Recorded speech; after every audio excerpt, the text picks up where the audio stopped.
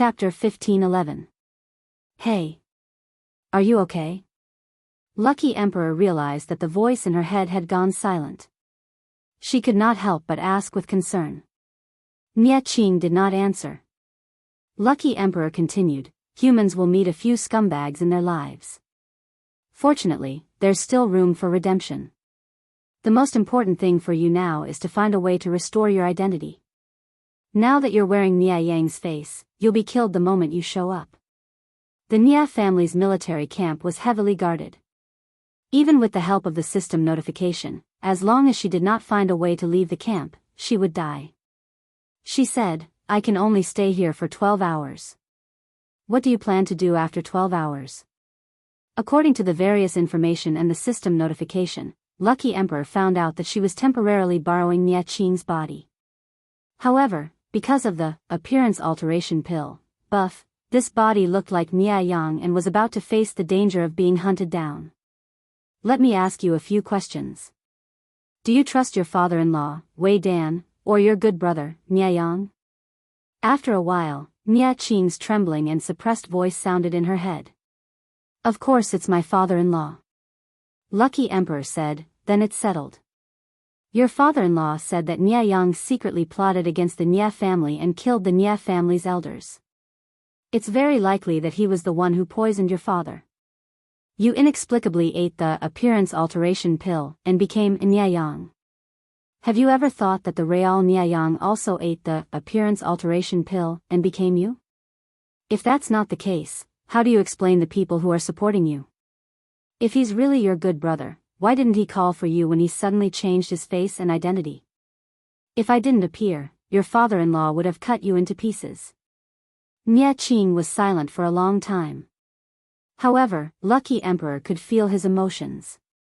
Under the influence of that strong emotion, even she could not help but feel hatred and pain.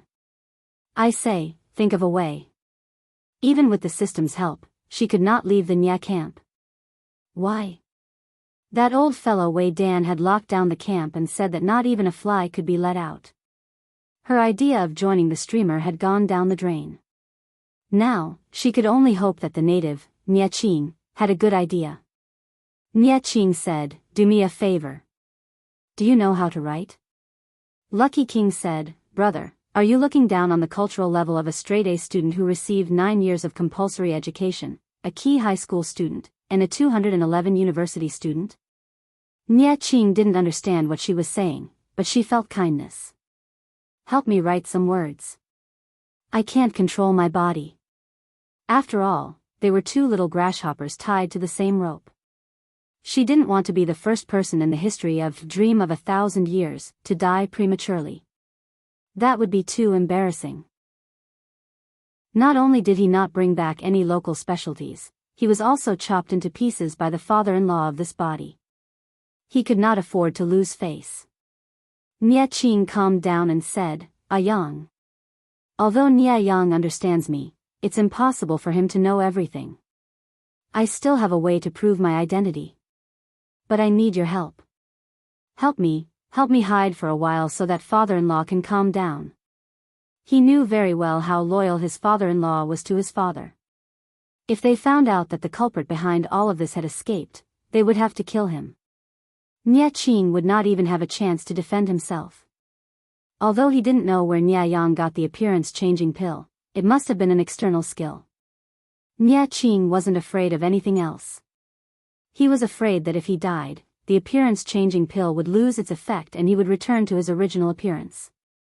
If his father-in-law found out the truth, he would commit suicide as an apology. No matter what, he had to find a way to get back his identity. Lucky King said righteously, tell me, I'll write. After a while, both of them fell silent.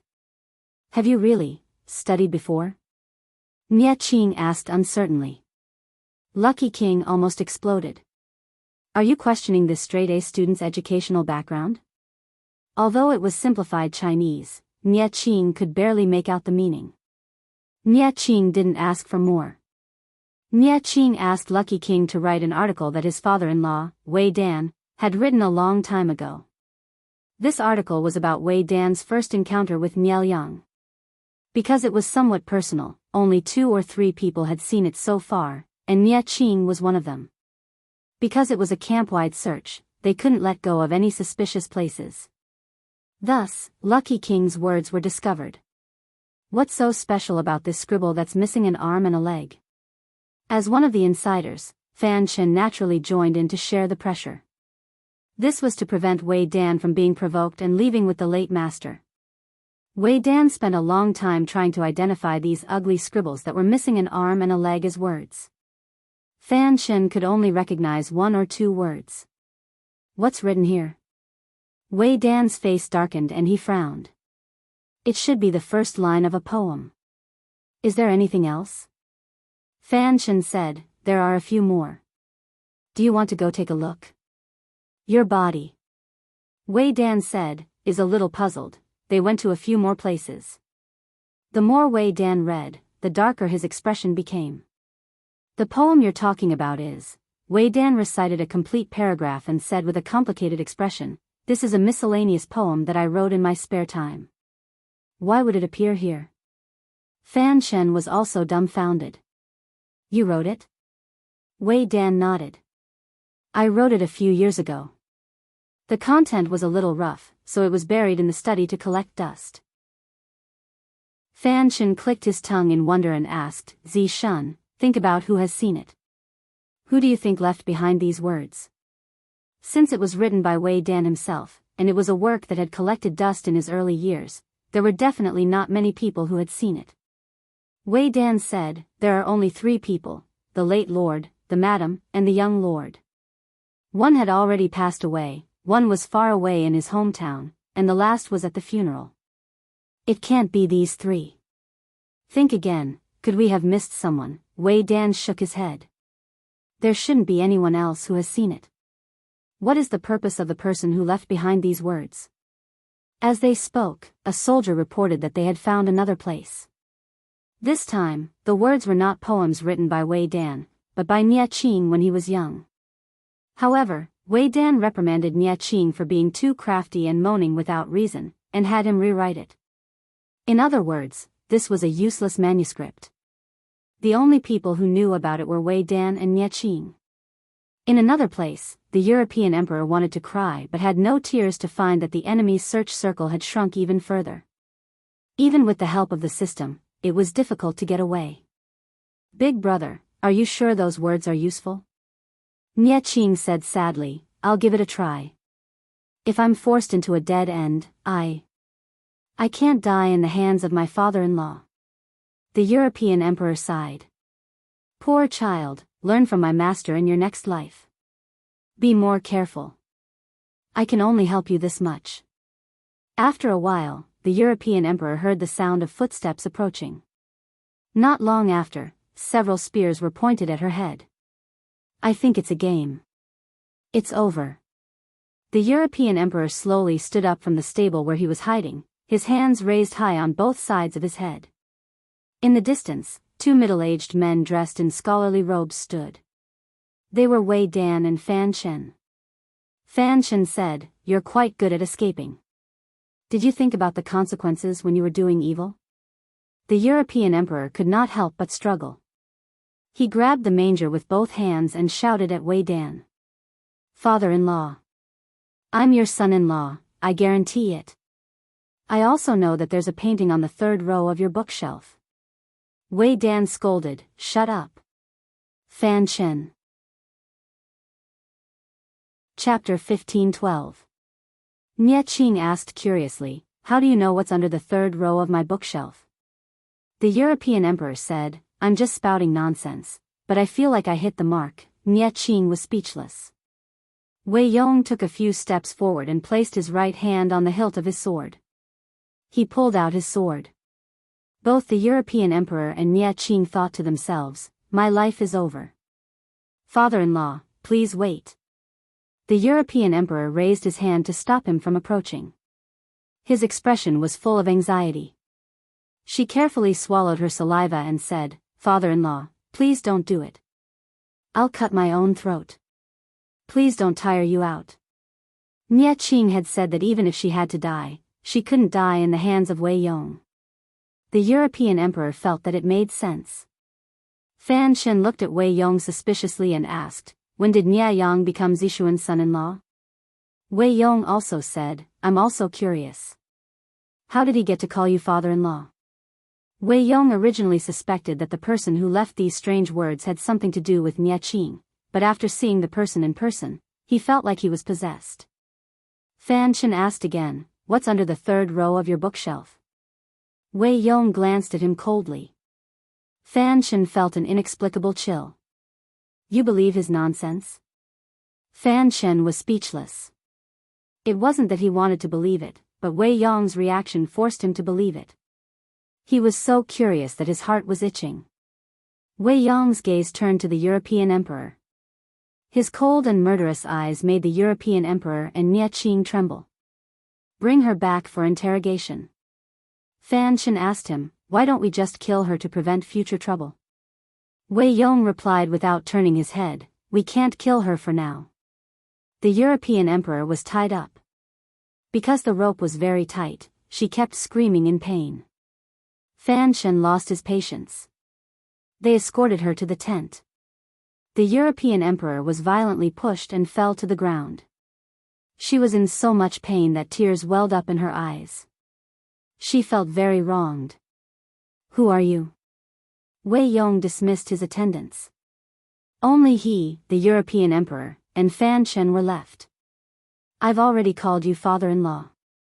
Who do you think I am?" "Your son-in-law."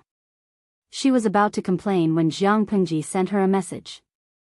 She paused and continued, "No, to be precise, this body belongs to your son-in-law.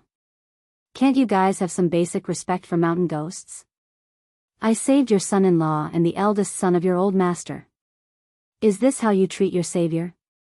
Wei Yong sneered. He was most annoyed by the talk of gods and ghosts. Lucky Emperor said calmly, "I used to be a mountain ghost that cultivated in the mountains. Yesterday, I came out to play and found the demonic aura in the camp. Out of curiosity, I came to take a look. I didn't expect to witness such a good show. That man named Nia Yang gave your son-in-law an appearance-changing pill and used it to swap their appearances. Now, Nia Yang has openly taken the position of your son-in-law, and your son-in-law has taken the blame for him. Do you have proof?" Lucky Emperor said stubbornly, "I don't have any evidence, but you can kill me.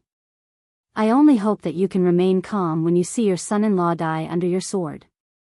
I'm a spirit of the mountains, shapeless and formless. If this body dies, at most my soul will leave, but your son-in-law won't be so lucky." After listening for a while, Fan Shen was confused at first, then shocked. "You're really a spirit?" Lucky Emperor said according to Jiang Pengji's remote guidance, "You're really forgetful. Wasn't the demon Empress before Zhongzhao was destroyed a wooden figure?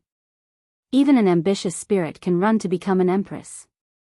Why can't a well-behaved mountain ghost come out and do good deeds?" The news that the demon Empress was a wooden puppet spread like wildfire among the people. Many people thought that it was just a rumor, but Wei Yong, Fan Shen, and the others had their own sources of information.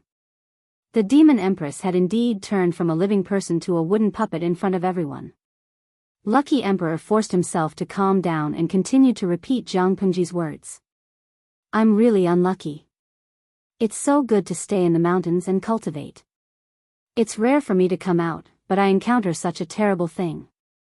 I'm even involved in the battle of the feudal lords. If I'm not careful, I'll be stained with endless karma." She looked like she had nothing to lose and said to Wei Yong fearlessly, "The Nia Yang you mentioned seems to be in cahoots with the demons of the evil path. I don't know where he got the appearance-changing pill. There's no proof. As long as the person dies, the effect of the appearance-changing pill will disappear. Do you want to test it? Anyway, I'm not afraid of death. Your son-in-law only has one life."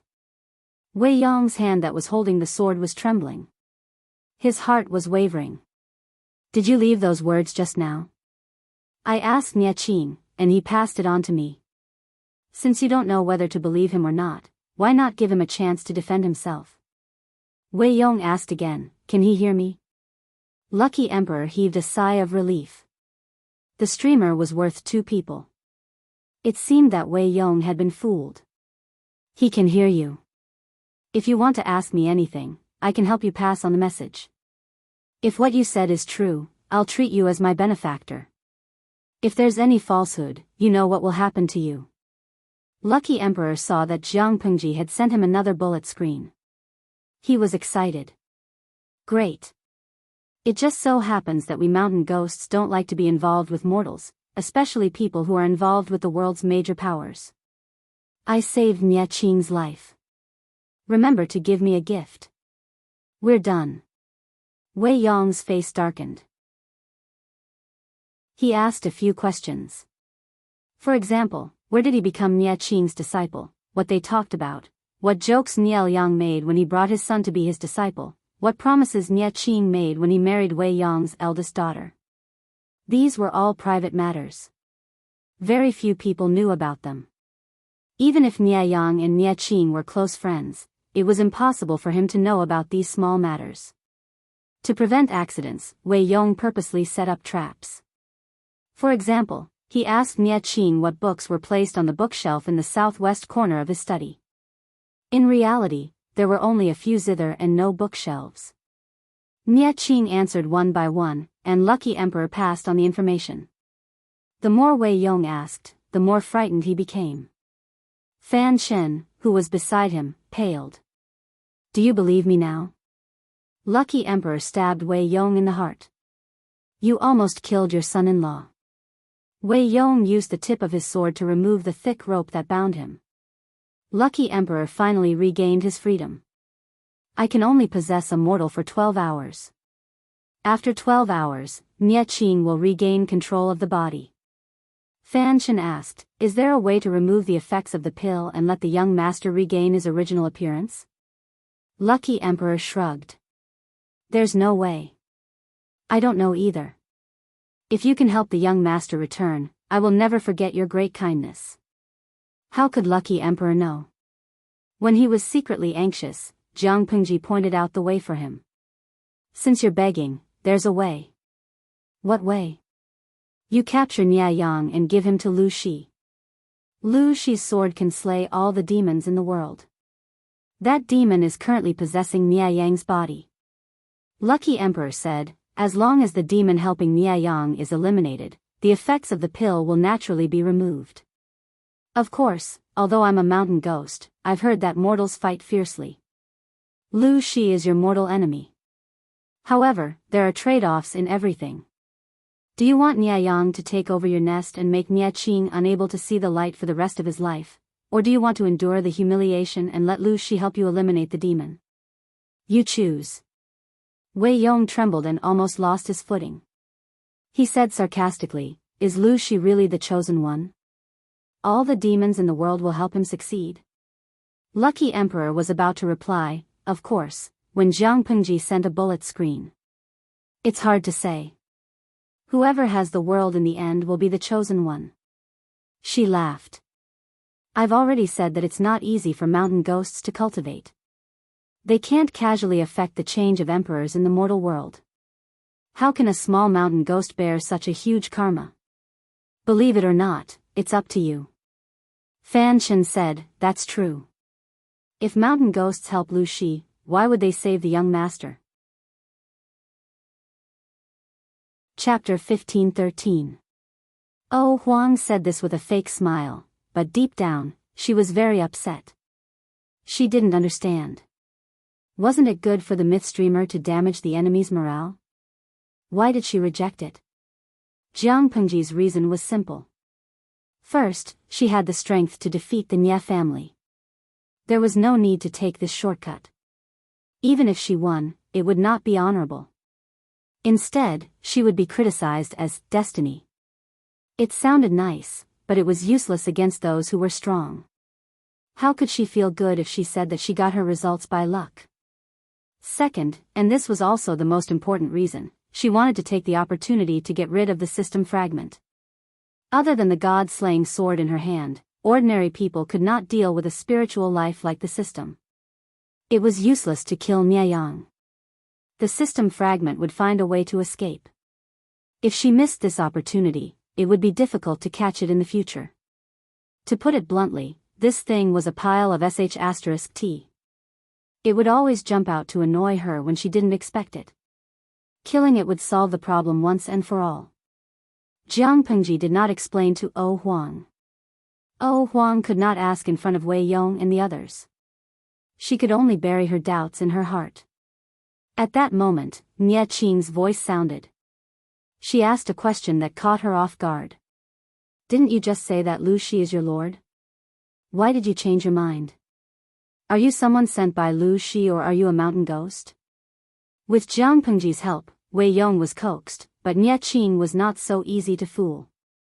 She still remembered that Huang had told her that Jiang Pengji was her lord. Since she called her lord, it was obvious that she had a point. Nie Qing said sternly, "Don't lie to my father-in-law." Huang was secretly sweating. He blamed himself for talking too much. It was not easy to smooth things over. Because Jiang Pengji could not hear the conversation between Nie Qing and Huang, she could not help her. She could only rely on herself. Fortunately, she was quick-witted and thought of an excuse. Didn't I say that just to appease you? If my lord was really Lu Shi, would I help you? I should just cut my own throat and force your father-in-law to death.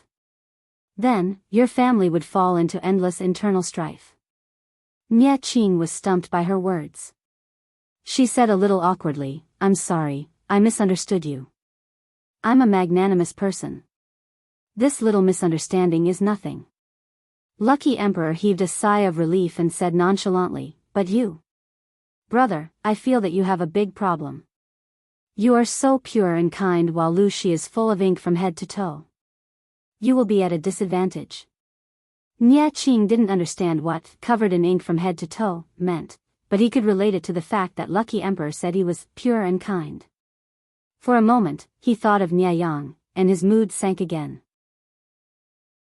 Being kind was not a bad habit, but Nie Qing had to admit that his kindness was untimely. Not only would he get himself killed, but he would also implicate the people around him. This time, he was lucky enough to run into the mountain ghost, and his father-in-law did not kill him. If he were to fall into the same trap again, would he still be so lucky? Nie Qing's talent was not bad, it was just that he usually liked to think in a positive direction. After this experience, he should have truly matured. It's not a bad thing to be kind. If you were in a peaceful era, you would have made friends all over the world. But it's a chaotic world now. Your father is gone, and no one can shelter you from the wind and rain. You can't continue being so pure. Lu Shi is too black-hearted. He's full of schemes. If you don't work hard, how can you protect your father's hard work? Nie Qing revealed a bitter smile. Thank you for your guidance, fairy. Lucky Emperor was stunned. He could not help but hug his head in frustration. She was on the streamer's side. Why would she comfort the leader of the opposing camp? Would the streamer expel her as a fan if she knew? Jiang Pengji did not know, and even if she did, she would not say anything.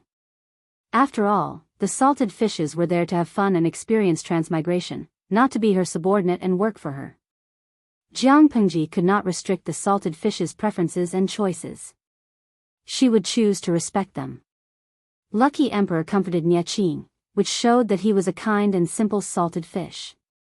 After settling Nie Qing, Lucky Emperor said, "Don't you need to send people to chase the Real Nie Yang?"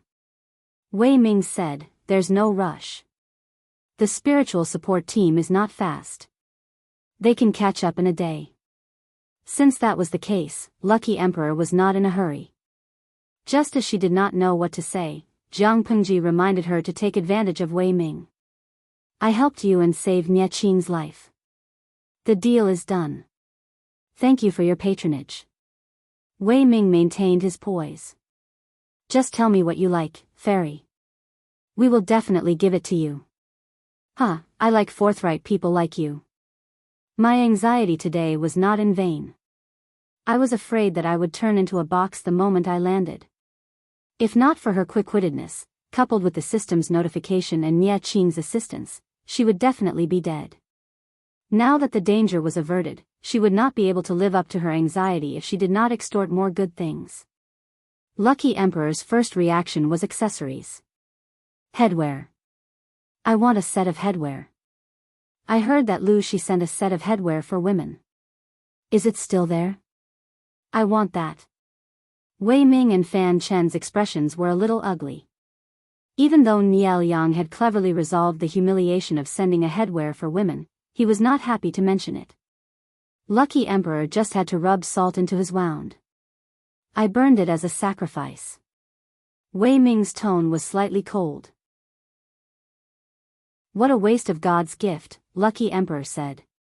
Then, find a similar set. What a bunch of wastrels.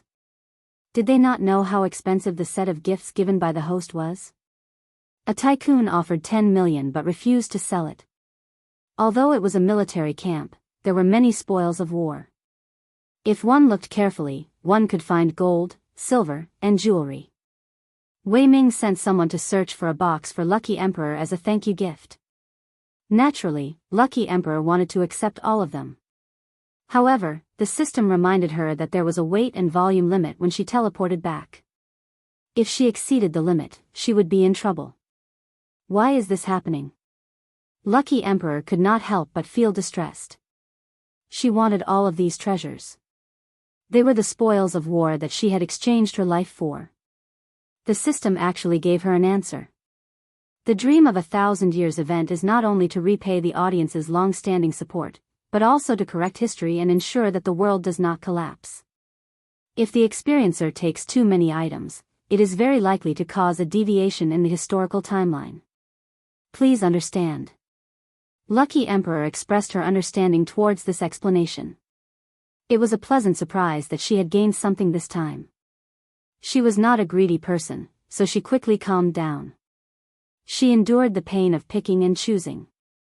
As far as the system allowed, she chose what she thought was the prettiest, the most favorite, and the most valuable. Nie Qing could not stand it anymore. He said, "These are the thank you gifts from father-in-law. Fairy, you can take all of them."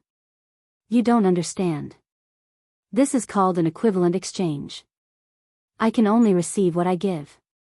Lucky Emperor's face was full of tears, but she still had to maintain the posture of an expert. She said earnestly, "Your life is only worth this little money. I can't take more, or I will suffer retribution." Nie Qing was speechless. Chapter 15-14. Huang rebuked Nie Qing, and his gloomy mood was finally lifted. However, the surrounding salted fishes were rather curious about how she was being picky and not accepting all of them. Why didn't she take everything Wei Dan gave her? It was a big box of jewelry, and there were at least 100 of them. In the end, the salted fish Huang sat on the ground and picked the lighter, expensive, and good-looking ones to put aside. There were about 10 of them. Jiang Pengji frowned and realized that things were not so simple. Looking at Huang's reaction, she probably wanted to take all of them, but she chose a portion. Obviously, there was a system restriction. Jiang Pengji asked her old chief, who was also online. "You Abba, Jiang Xiaozhou, have you ever sent a parcel before?" Jiang Pengji said, "What kind of person do you think I am? Who hasn't used Interstellar Express in this era?" "You Abba, express delivery is also about the most important thing and the continuation of the wait." In layman's terms, Dream of 1,000 Years was the most important thing, including the transportation and the return ticket. More than that, there was an additional price to pay for the continuation of the wait, which ordinary people could not afford. Besides that, another important reason was the butterfly effect. If too many items were taken away, it would cause a serious deviation in history. Jiang Pengji smiled and said, "You know the system's tricks very well, old chief." "You Abba, because I have one here. Although it has some problems with its brain, it is obedient." Jiang Pengji, although it was called a system, it was actually one of the spiritual beings. Her old chief actually had one. Jiang Pengji could not help but ask, "Previously, you said that you got a new job after retiring. Is it convenient for you to tell me about the nature of the job?" "You Abba, it's a job. To put it bluntly, I just work for others. The only advantage is that I can travel at public expense and get reimbursed in full. I can see many interesting people and things. Although the place I travel to is poor and backward, the pay is good, so I bear with it. Jiang Pengji smiled and said, "What you said is true, but you didn't say anything. You don't have to be so guarded against me, do you?" Was there any difference between what she said and what she didn't say? "You Abba, I have to be guarded against you." Everyone in the 7th Corps knew that Jiang Pengji was a thorn. They had to be careful when talking to her, lest they be exposed. Jiang Pengji rubbed her chin. She had a feeling that her old chief was hiding something. However, Jiang Pengji couldn't force her to speak if she didn't want to. She wouldn't harm her anyway. From the new system to the appearance of the old chief, Jiang Pengji vaguely sensed something, but her guess had yet to be confirmed. "Your Abba, due to the confidentiality agreement we signed in the past, there are some things that you won't be able to find out even if you want to because I can't tell you." The only thing that could be revealed was that the human alliance was relying on this piece of land to revitalize the overall situation. Jiang Pengji was dumbfounded. She then thought of the few subsystems that she had killed. The system was the former heavenly brain that had a grudge against the Federation. From the looks of it, the burden on his shoulders was quite heavy. However, it sounded a bit exaggerated to say that the entire human alliance was counting on her to save the situation. "Your Abba, oh, this is not an exaggeration at all. You will know in the future." Jiang Pengji was kept in suspense and her heart was itching. It was fine if she didn't know that there was such a secret, but the old general told her that there was a secret but refused to tell her the content. This was too much. "Old Chief, do you know of a genre of online novels called fast travel?" Jiang Pengji was about to probe further when the old chief's meat bun profile picture immediately darkened. "Your friend, your Abba, has gone offline." Jiang Pengji was speechless. She seemed to know something. "Old chief, you've fallen." She rubbed her forehead, feeling a headache coming on. The first half of her life was quite normal, but after her transmigration, all sorts of monsters and demons appeared. However, now is not the time to complain about this. The most important thing is to solve this system fragment. Although the system was not a good thing, its existence was simply a bug. It would be better to solve it as soon as possible. On the other side, Wei Yong and the others did not dare to take even half a step away from Oh Huang. "You guys are staring at me like this. I feel like I'm a prisoner." Oh Huang could not help but complain to Nie Qing about the behavior of Wei Yong and the others. If she was given 2 sticks, she could simulate tears in prison. Nie Qing's mood had recovered a lot, and the fatigue in her smile was not as strong. Hearing Oh Huang's willful and unguarded words, she could not help but smile. Father-in-law and the others will not be able to dispel their suspicions with just a few words. "You said that you only possessed this body for 12 hours. But they may not believe you completely. If we don't keep an eye on you, it is hard to guarantee that no accidents will occur. Please forgive me, Fairy." Oh Huang glanced at the system countdown and hugged the precious box tightly. The jewelry in the box was precious, and the box used to contain them was carved from a whole piece of red sandalwood. It was extremely expensive. Seeing that the countdown was about to end, Oh Huang hesitated for a while and left a message for Nie Qing. "I can't understand people like you who see glory and responsibility as more important than the heavens. Compared to you, I am more like a layman. I only know that living is more important than anything else. Only when you are alive can you create hope and opportunities for the future. If you die, you have nothing. Brother Nie Qing, take care." Nie Qing did not understand, but he smiled and thanked her. After a while, he felt his entire body sink. What happened? Nie Qing had just opened his mouth when he heard Nie Yang's voice. He raised his hand and was shocked to find that he could control his body. Only then did he understand that the fairy had left. Nie Qing could not help but look at Wei Yong and Fan Chen.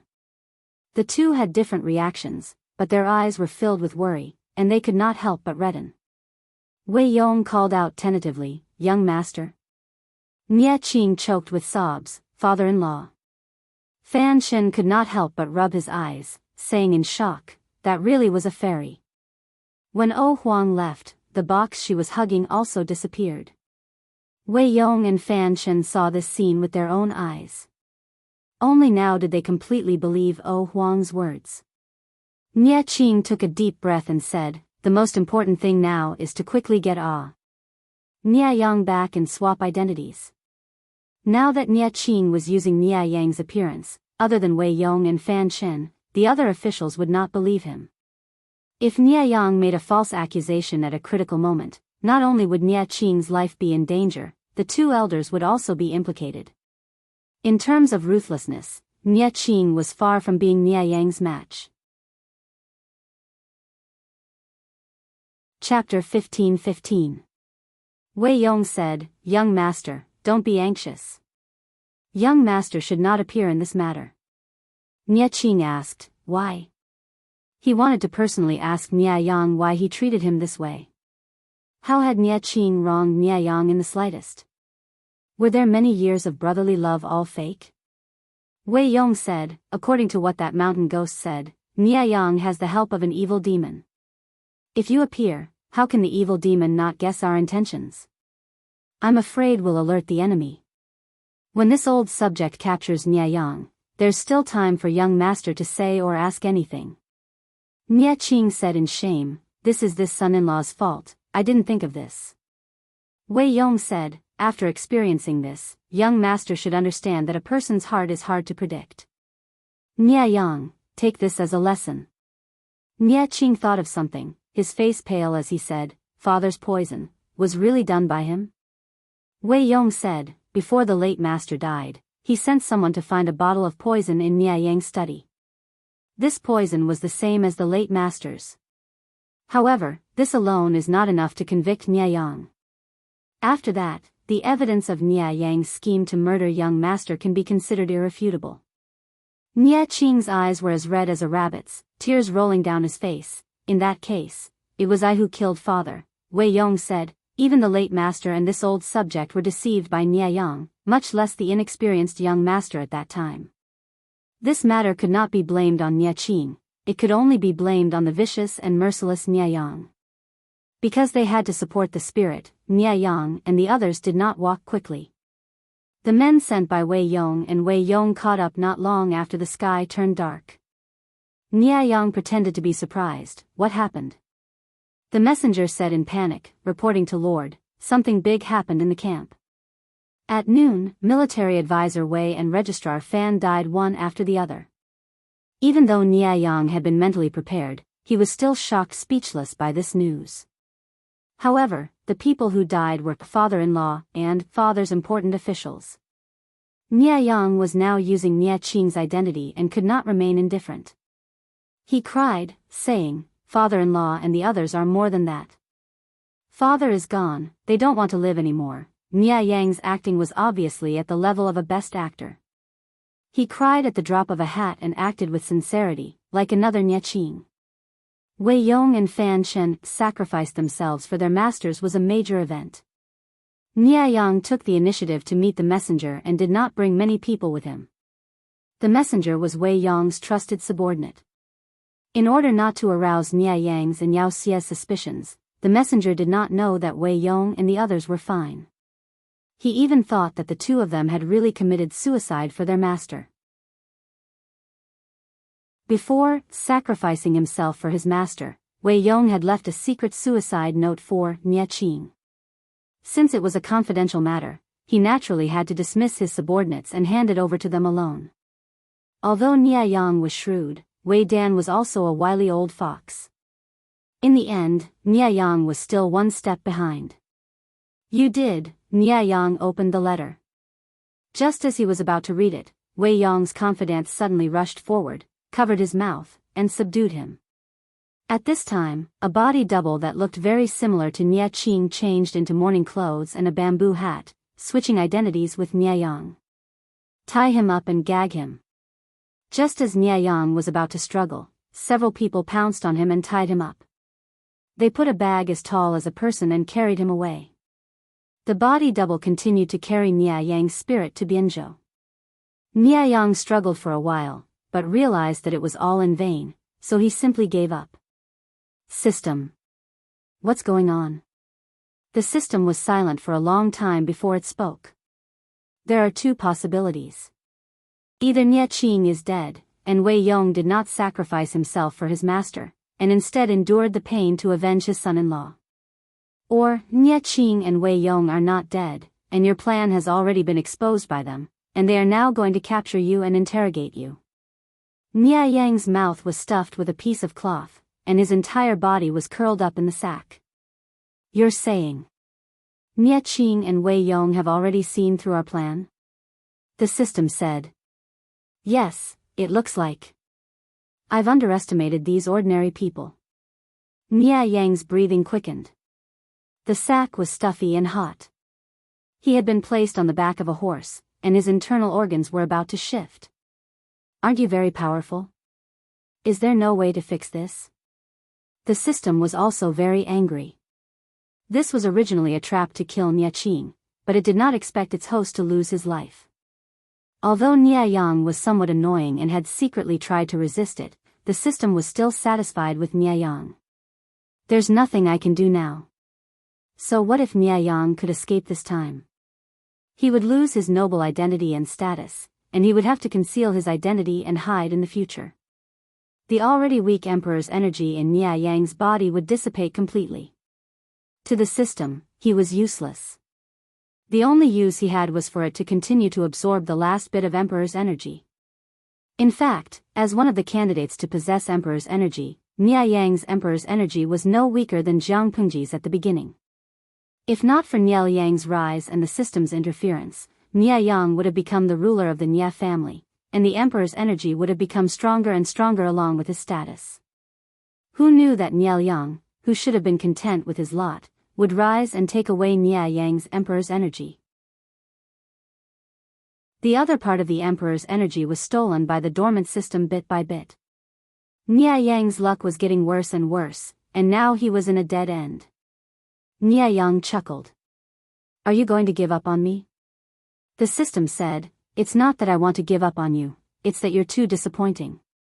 Nie Yang said sarcastically, then why aren't you leaving? The system said, we've known each other for a while. No matter what, I have to send you on your last journey. In fact, the system was unwilling to leave only because it was greedy.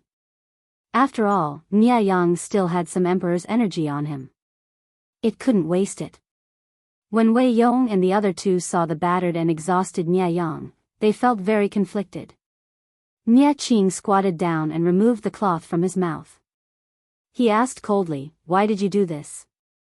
Nie Yang didn't struggle, and he couldn't be bothered to quibble on his behalf. He simply told the truth. Because of power.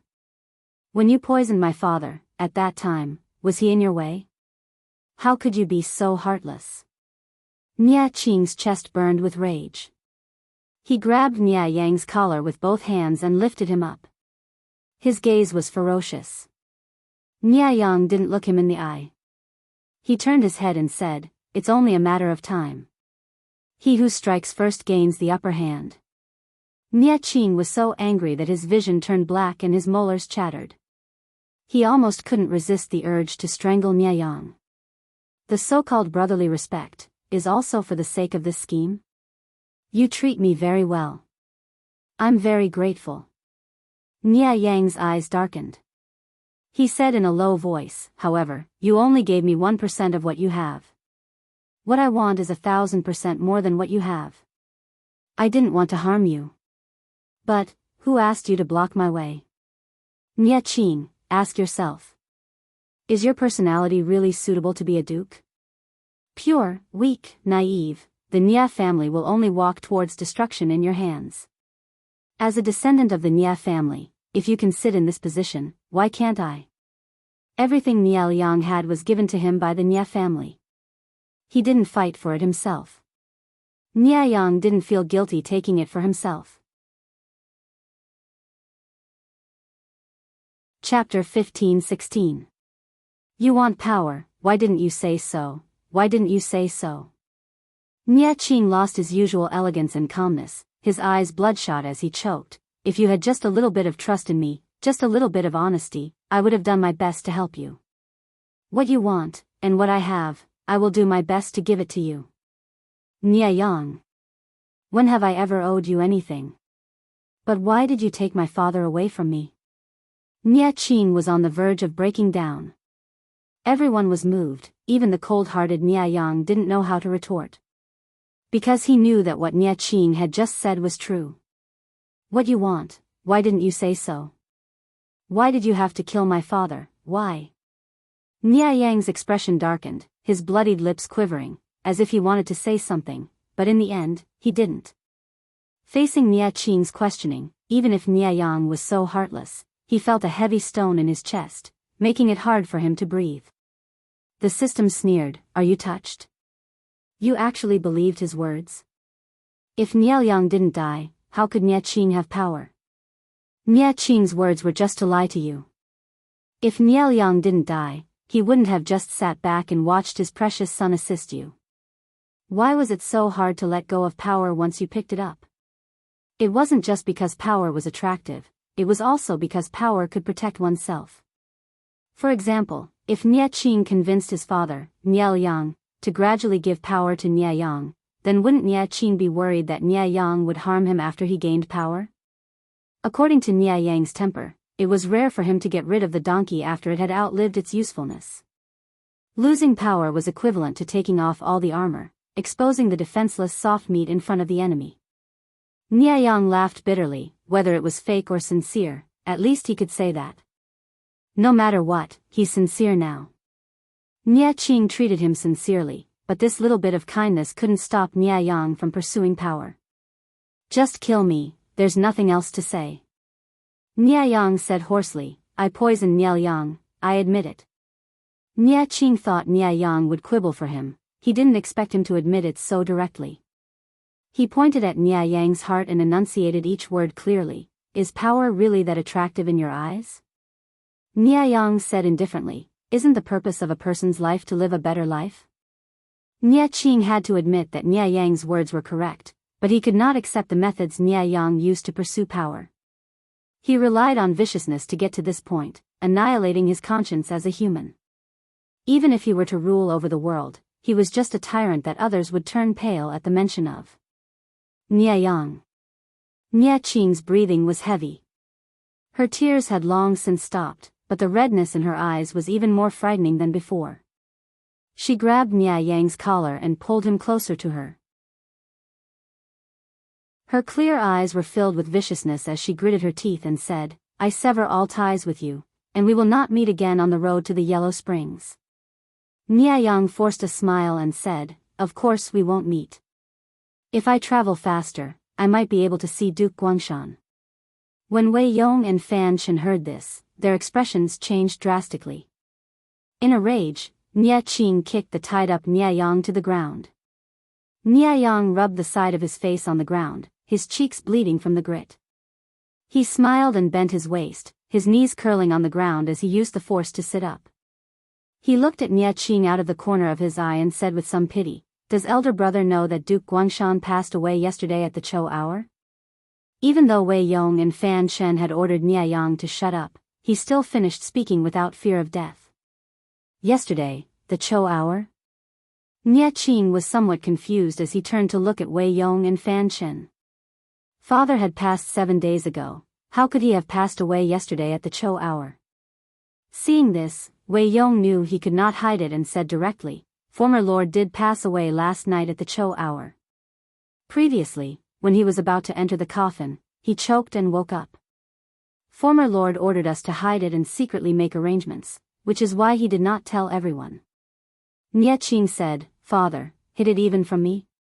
Wei Dan glanced at Nia Yang with some difficulty. Nia Qing immediately felt sorrow in his heart. His already wounded heart received another blow. Fan Shen said, former lord did this not because he did not trust lord. In reality, former lord planned to spread the news of lord's death to see if those ambitious fellows could sit still. Once these people are dealt with, lord's future path will be smooth. Former lord put a lot of thought into this. Nia Qing could not listen to anything. Looking at the situation, Wei Yong and Fan Shen must have worked together to hide his father in the last few days of his life, lying alone on his sickbed, waiting for death to come. Illness not only tortured the body, but also the mind.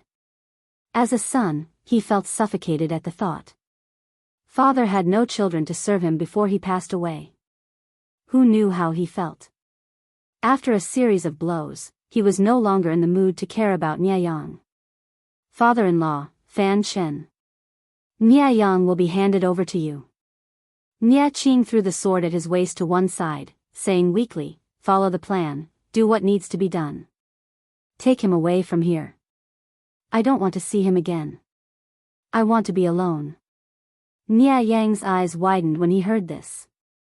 He asked, why not kill me yourself? Nia Qing said without turning his head, I don't want to dirty my hands.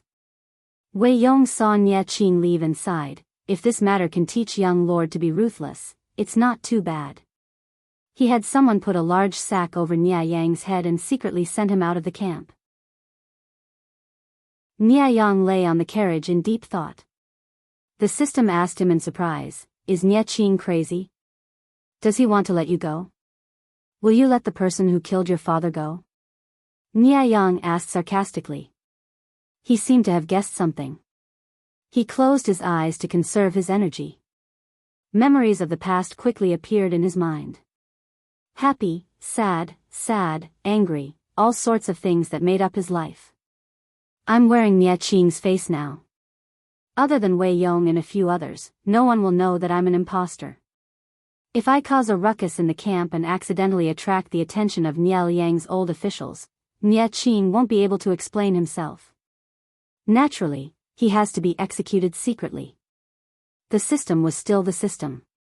Even though it was very capable, it was too arrogant. It did not bother to figure out the thoughts of ants. This explanation was reasonable, so it did not continue asking. Nia Yang snorted coldly and his lips curled into a sly smile. It was precisely because the system did not bother to figure out the thoughts of ants that it was destined to fail. What kind of personality did Nia Qing have? He would rather something happen to him than let the Nia family fall into chaos. If he did not have a way to return to his position, Nia Qing would not dare to touch him. Even if he killed his father, he would grit his teeth and endure it for now. After all, Nia Qing was too important to Niayang. Nia Qing was ruthless enough to kill him. It was obvious that he had a way to restore his original appearance. Either he found an expert, or Nia Qing knew some secret, such as Nia Yang being possessed by a demon. Killing Nia Yang was easy, but getting rid of this demon was very difficult. When Nia Yang guessed this, the image of Jiang Pengji's posture on the battlefield suddenly appeared in his mind. If he was right, Nia Qing planned to get rid of him and the system together. Chapter 15-17. Since they were bound to each other, why not go to hell together? After a long time, Nia Yang heard the voices of another group of people. You brought them? Yes. Do you want to inspect them? Yes. After the conversation, Nia Yang's sack was untied. Before he could adapt to the sudden sunlight, the person came forward and put something around his neck. He looked down and saw that it was a seal used by Taoists to summon gods. The seal was made of jade and had a unique and exquisite design. It was 7 inches long and 2.5 inches long. It was as white as snow. Even if he couldn't touch it with his hands, he could feel the cold air around it. What kind of process was this? Nia Yang frowned and turned to look at the other group of people. His pupils shrank when he saw what they were wearing. Weren't they soldiers under the enemy's command? Is the inspection done? The person pinched Nia Yang's face and smiled. Good quality goods. Tell your master that it's done before sunset. Humph, please don't play tricks. The person smiled. My master won't be able to eat or sleep in peace with such a monster alive. We are on the same page on this. Nia Yang had already guessed it, so he could more or less guess it, but the system was not so calm. Its voice was almost hoarse. Why is it the Sunfire Seal? The Sunfire Seal? Yang was curious when he heard the unfamiliar term. You mean, the thing hanging around my neck? He could hear the fear in the system, which made him feel better. He searched through everything he knew but couldn't find anything related to the Sunfire seal. If there's a Sunfire seal, is there a Shuayin seal? The system sneered and didn't answer. Yang asked it. Is there something you're afraid of in this world? The system sneered. If I was at my peak, I wouldn't be afraid of this thing. It was almost destroyed, but who knew that dog money would repair it? In order to capture me, they are really generous. They are even willing to take out the 10 great ancient artifacts. The Sunfire seal and the Shuayin seal were a pair of artifacts. They could shock the Yin and Yang realms with terrifying power. Although their master had passed away many years ago, they were more than enough to suppress the system. In the silence, Yang was brought to Jianghu. It really is you. The system had once said on the battlefield that the sword in Jianghu's hand was terrifying. Yang was not surprised to see her today. Jianghu smiled and said, You don't seem surprised at all. You have a good mentality. It's a pity that you met the wrong person. Yang was puzzled. You met a bad person? Jianghu said, The thing in your body calls itself the system, right? Do you know how evil that thing is? What it gives you is far less precious than what it steals from you. If it hadn't interfered, your future would be much better than it is now. If Yang hadn't been instigated to poison in advance, Yang wouldn't have stood on the stage, let alone taken control of the Nye family. Zixiao had said that in his previous life, the leader of the Nye clan was this sinister brat who didn't reveal himself. Yang smiled bitterly. I never thought that the Duke of Lanting would be such a kind person. He was clearly a prisoner, but the tone of the other party's voice did not sound arrogant or unreachable.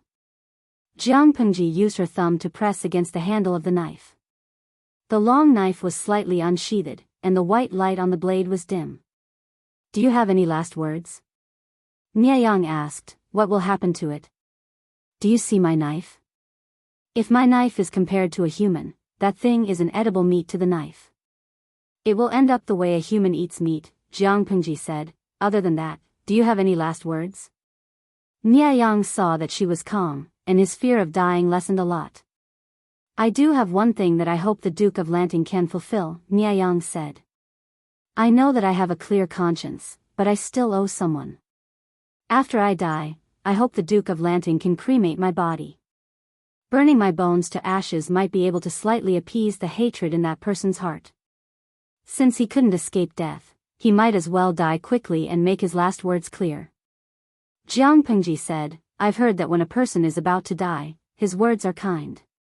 Regardless of whether what you said is true or false, you still have a sense of responsibility. Yang saw her pull out the long knife. His lips paled and cold sweat broke out on his forehead. And, the Duke of Lanting, you must not let that demon go. As soon as he finished speaking, a white light shone in front of him. Yang felt a chill on his neck. His vision went black and he didn't know what happened. Jianghu saw Yang's head roll on the ground. His skin squirmed and changed into a strange face. Disgust flashed in her eyes. The system, this thing is really harmful. For the god-slaying knife, blood was far less delicious than the system. Due to the suppression of the seal, it couldn't leave Yang's body. When the god-slaying knife swept past, the system was also forcibly sucked into the knife. The condensed spiritual energy turned into thousands of rays of blue light and was devoured by the god-slaying knife. Jianghu raised the god-slaying knife and looked at it. Part of the totem on the blade had recovered. Judging by its size, it should be about 3/5 of the whole blade. She used her mind to examine the blade and found that the white misty object inside the blade had changed again. It had turned from a mist to a condensed flesh. The tube between the disintegrated spiritual energy of the system and the white ball was also 10 times thicker than before.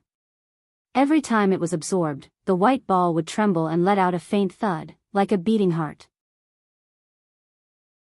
As soon as she thought of this, she retracted her mind and said, I heard that some knives have a spirit. Is it possible that this thing is one too? Jiang Pengji couldn't suppress her curiosity and asked the old chief. He waited for a long time before replying.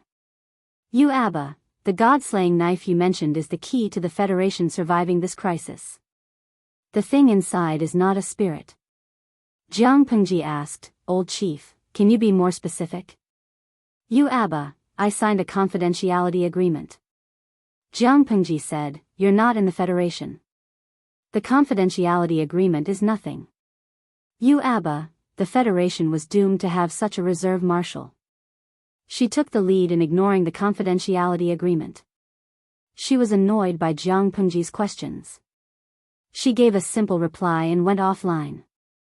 Jiang Pengji rested her chin on her hand and snorted. Can a guilty conscience be solved by going offline? Looking at the god-slaying knife, Jiang Pengji murmured, It's true that the god-slaying knife can restrain the system, but it devours the system like it's food every time. It's weird no matter how I look at it.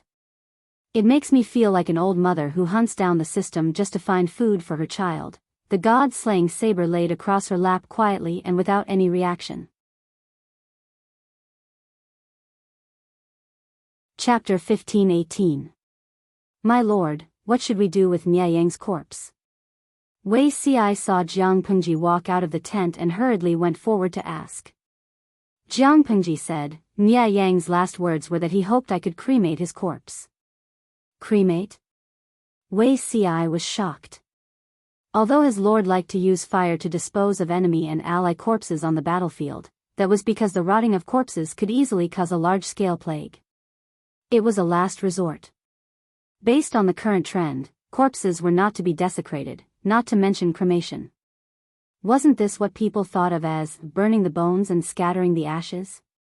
He never expected that Nye Yang would be the one to suggest cremation. Why did he leave such a last word? Wei Ci could not figure it out. According to his understanding of Nye Yang in his previous life, he was not a kind person despite his young age. He said that he had a clear conscience, but he still owed someone. He made the decision to burn himself to death. Most likely, it had something to do with the person he owed. Perhaps he wanted to atone for his sins, Jiang Pengji said. I will fulfill his wish and return his ashes to Nye Yang. Yes.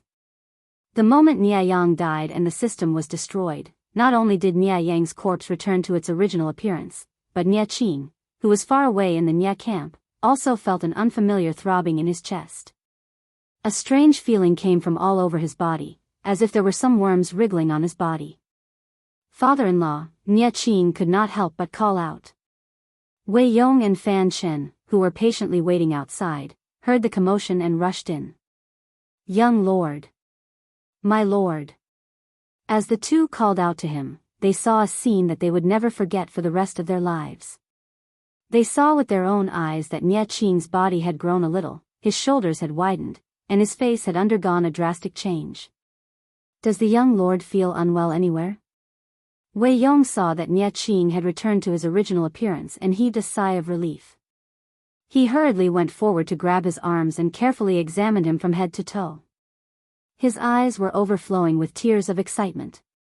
When he realized that his actions were disrespectful, he hurriedly retracted his arms. Nye Qing said gently, There's no discomfort. Father-in-law, don't worry. Fan Chen went forward and smiled. In that case, the demon and Nye Yang have been executed? We don't have to worry anymore. Nye Qing had been about to smile, but hearing Nye Yang's words, the corners of his lips that had just risen stiffened and he silently retracted them. Seeing his reaction, Wei Yong was a bit worried, but he didn't say anything else. Young master, this matter shouldn't be publicized. Nye Yang had slaughtered his own clan for his own selfish desires and plotted to murder the young master. Now that he had been executed, the case could be considered closed and the Nye clan could be given an explanation. Right now, the most important thing is to help the deceased master return home. Young master, rest a little tonight and set off tomorrow. With a few words, Wei Yong pushed the blame for Nye Yang's massacre of the Nye clan elders onto Nye Yang. In any case, Nye Yang was already a dead man. No matter how many scapegoats were thrown at him, would he be able to crawl out of the ground and protest? Nie Qing was distracted and listened to Wei Yong's arrangements. Not long after sunset, Jiang Pengji sent someone to place Nie Yang's ashes in a ceramic box and send it to the Nie camp. Nie Yang's last words were delivered along the way. Nie Qing didn't speak for a long time after hearing it. He stared at the urn of ashes in a daze, his thoughts unknown. Wei Yong asked him how he planned to deal with the urn of ashes. What Nie Yang had done was destined not to be buried in the ancestral grave. If Wei Yong were to decide, he wanted to scatter the ashes cleanly and let Nie Yang be a lonely ghost for the rest of his life. Nie Qing said, "Father-in-law, I want to bring him back to Bianzhou and find a place to bury him." He was already dead. Nie Qing didn't want to pursue the matter any further. Even if he scattered Nie Yang's ashes cleanly, what use was there besides venting his anger? Rather than torturing the souls of the dead, it was more like lashing the hearts of the living. Wei Yong said, "Everything shall be as the young master says." Nie Qing asked again, "As for Lu Shi, did father have any other instructions before he died?" The two armies were facing off against each other. They had only temporarily stopped fighting because of Nie Yang's funeral, but the battle that had to be fought still had to be fought unless one side retreated. Jiang Pengji currently had the upper hand. The Nie clan had suffered significant losses, but it hadn't reached the point where they had to retreat. Wei Yong said, "The late lord did make arrangements before he died, but because of Nie Yang's matter, it was temporarily put on hold." Nie Qing heaved a sigh of relief and said, "That's good. I'll have to trouble father-in-law with the matters at the front lines." Nie Qing could not be delayed in bringing the spirit back to his hometown. Nie Qing set off the next day. After secretly sending Nie Qing away, Wei Yong's expression darkened. He looked at Zhangjiang Pass with anger in his eyes. Even though Nie Yang had poisoned Nie Yang, it was Jiang Pengji who had angered Nie Yang over and over again and caused his early death. This debt had to be paid. Jiang Pengji looked at the letter of challenge in her hands and laughed involuntarily. She smiled helplessly and said, "I just helped them, and they're going to deal with me." The salted fish expressed their disdain. After all, they were the clearest about what Jiang Pengji had done. To de facto, Wei Yong said that he wanted to deal with the streamer. Nie Yang's head is already over. If he didn't say anything, he would be slapping himself in the face. Gatorade, streamer, this is called the villain complaining first. It's obvious that you angered Nie Yang to death first. It's not wrong for them to deal with you. Jiang Pengji shook her head. She raised her hand and slammed the letter of challenge on the table. She shouted loudly outside the tent, "Quickly get the military counselors here." Before the soldiers could lift their feet, they saw Qiguan Rang walking toward the commander's tent with a solemn expression. "Wen Zheng, you came just in time. I have something to talk to you about." Qiguan Rang said, "My lord, there's no hurry. I have an urgent report from Jiangzhou." Jiang Pengji reached out and took the letter from Qiguan Rang. She said, "Forget it. Nie Yang is dead. The Nie family is without a leader. Nie Qing is still a young and inexperienced child. He's not a big threat. What's happening in Jiangzhou? Why is Wen Zheng so anxious?" It was said to be an urgent report, but it was actually old news from a few days ago. Jiang Pengji opened the letter and read 10 lines at a glance. The more she read, the tighter her brows knitted. Flames rose in her heart. This group of gentry clans in Jiangzhou. Are all of them itching for a beating? Jiang Pengji did not expect that the first problem they encountered would not come from Yang Tao's forces, but from the gentry clans in Jiangzhou. In order to further understand the water situation in Jiangzhou, Yang Si and the others advanced step by eliminating the water bandits. Later, they were obstructed by the navy under Yang Tao's command. Several small-scale water battles broke out between the two parties. They fought inextricably with their strong combat power. Looking at the battle situation, the gentry clans in Jiangzhou could not sit still. When they heard the news of Nie Yang's death, the scales began to tilt in Jiang Pengji's favor. Yang Tao had fewer troops and was weak. Jiang Pengji could fight 2 against 1 with ease. The outcome of the battle was not optimistic.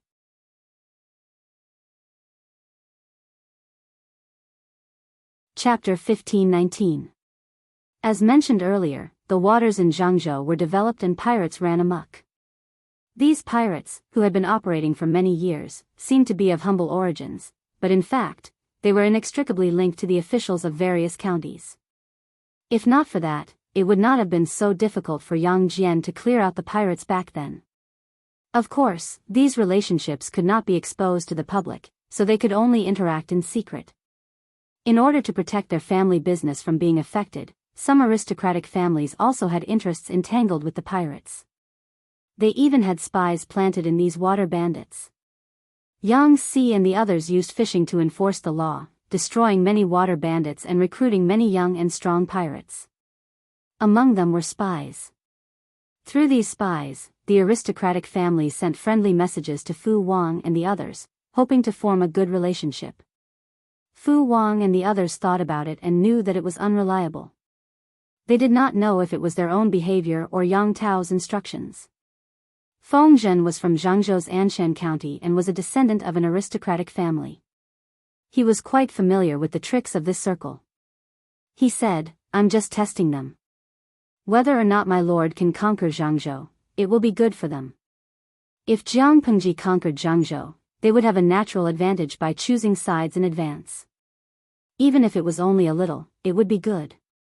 If Jiang Pengji failed, and they did not show any obvious behavior of choosing sides, Yang Tao could not settle the score with them."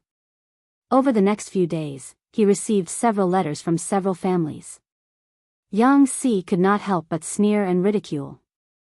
Yang Tao hasn't fallen yet, but they can't sit still. They have no loyalty at all. Feng Zhen shook his head and said, "This is just their instinct to seek benefits and avoid harm." Fu Wang also said, "Such despicable people cannot be trusted." After all, Jiangzhou was Yang Tao's territory. Who knew if there were spies planted by him among these people who seemed to be surrendering? Although they were suspicious, they still had to accept the letter. Otherwise, it would be a loss to completely push them into Yang Tao's arms. It was better to hang around with an ambiguous attitude. When some aristocratic families saw that their goodwill did not receive a positive response, they were a little flustered. At this time, Fu Wang led the troops to attack Dafang, which was south of Jiangzhou. Qi Kuang was in charge of the navy. The troops were divided into 2 routes and advanced by water. Dafang was a small place. Due to its geographical advantage and convenient water route from south to north, it was relatively prosperous and had a large floating population. As one of Jiangzhou's gateways, Dafang had a certain military weight due to its smooth waterway and the advantage of connecting the north and the south. The county magistrate's surname was Xia, and he was born into a local aristocratic family. Seeing Fu Wang's army approaching menacingly, he immediately broke out in a cold sweat. Feng Zhen thought about it carefully, then smiled and said, "This person likes to sail with the wind and has a timid temperament. General, why don't you give him a scare?" Fu Wang looked at Feng Zhen. "How?" Feng Zhen said, "Secretly send a letter to them, ordering them to open the city gates and surrender in 3 days. Otherwise, we will slaughter all the commoners." Yang Si rolled his eyes at Feng Zhen. Was this kid for real? No matter which era it was in, massacres would always be criticized, and no one dared to speak of it lightly. Fu Wang shook his head and said, "No, if word of this gets out, it will inevitably damage the Lord's reputation." Feng Zhen said, "It's just to scare people. It's not like we're really mobilizing troops to massacre the city. General, please don't worry."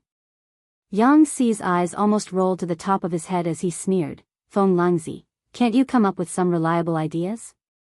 Feng Zhen said, "You don't know that Yang Jian's former subordinates aren't in Daifang.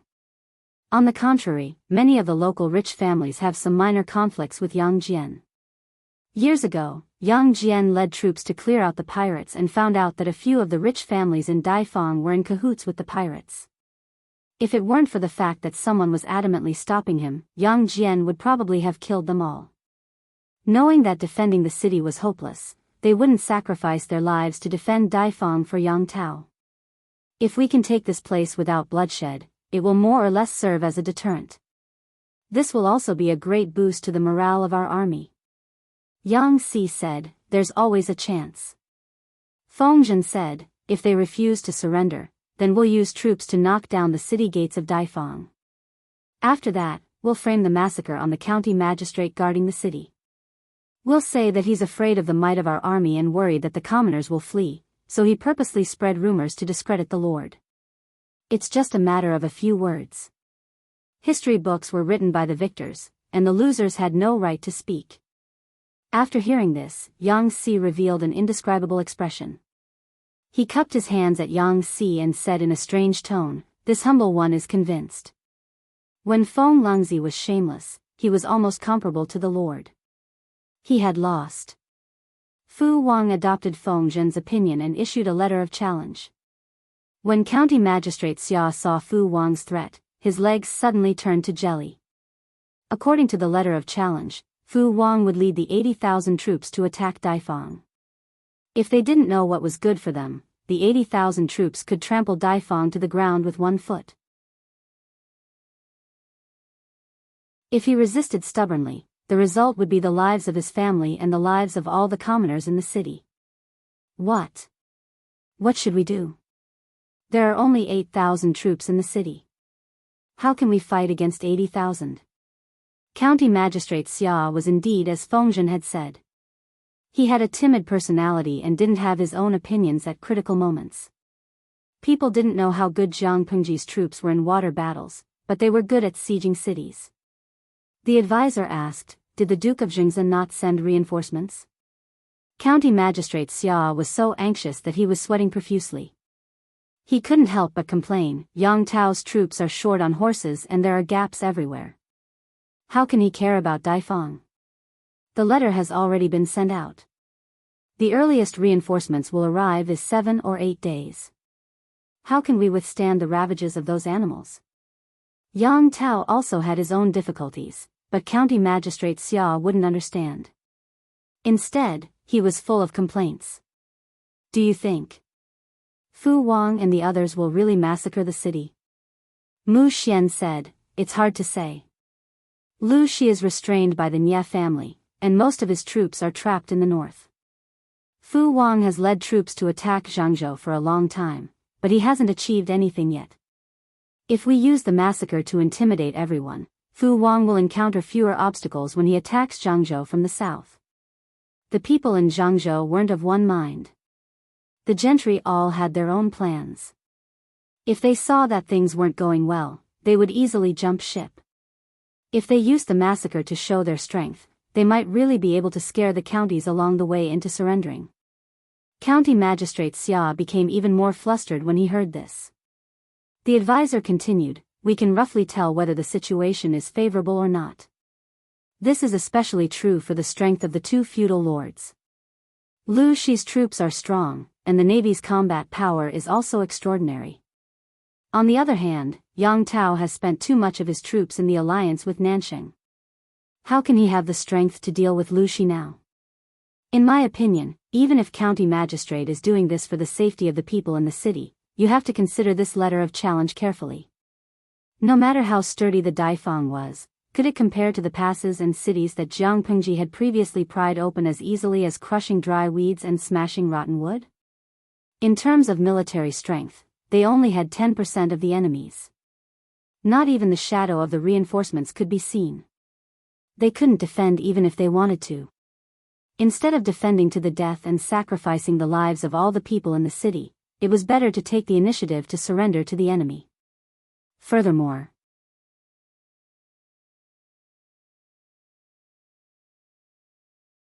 Chapter 1520. These conspiracy theories wronged Yang Tao. He wasn't a despicable person, and he wouldn't risk the war for the sake of personal revenge. The arrival of the reinforcements was normal, but the timing of Daifang's surrender was abnormal. Pfft! Yang Si was drinking tea to quench his thirst when he suddenly heard that Xia County Magistrate had secretly sent someone over to negotiate. He spat out a mouthful of tea, drenching Feng Zhen's sleeve. Feng almost jumped up from where he stood. His face was not only angry, but also full of disdain. Fu Wang saw that the two were about to start fighting again, so he smiled and stepped forward to separate them. Military foresight is amazing. That Dafang County magistrate is indeed a cowardly, selfish person.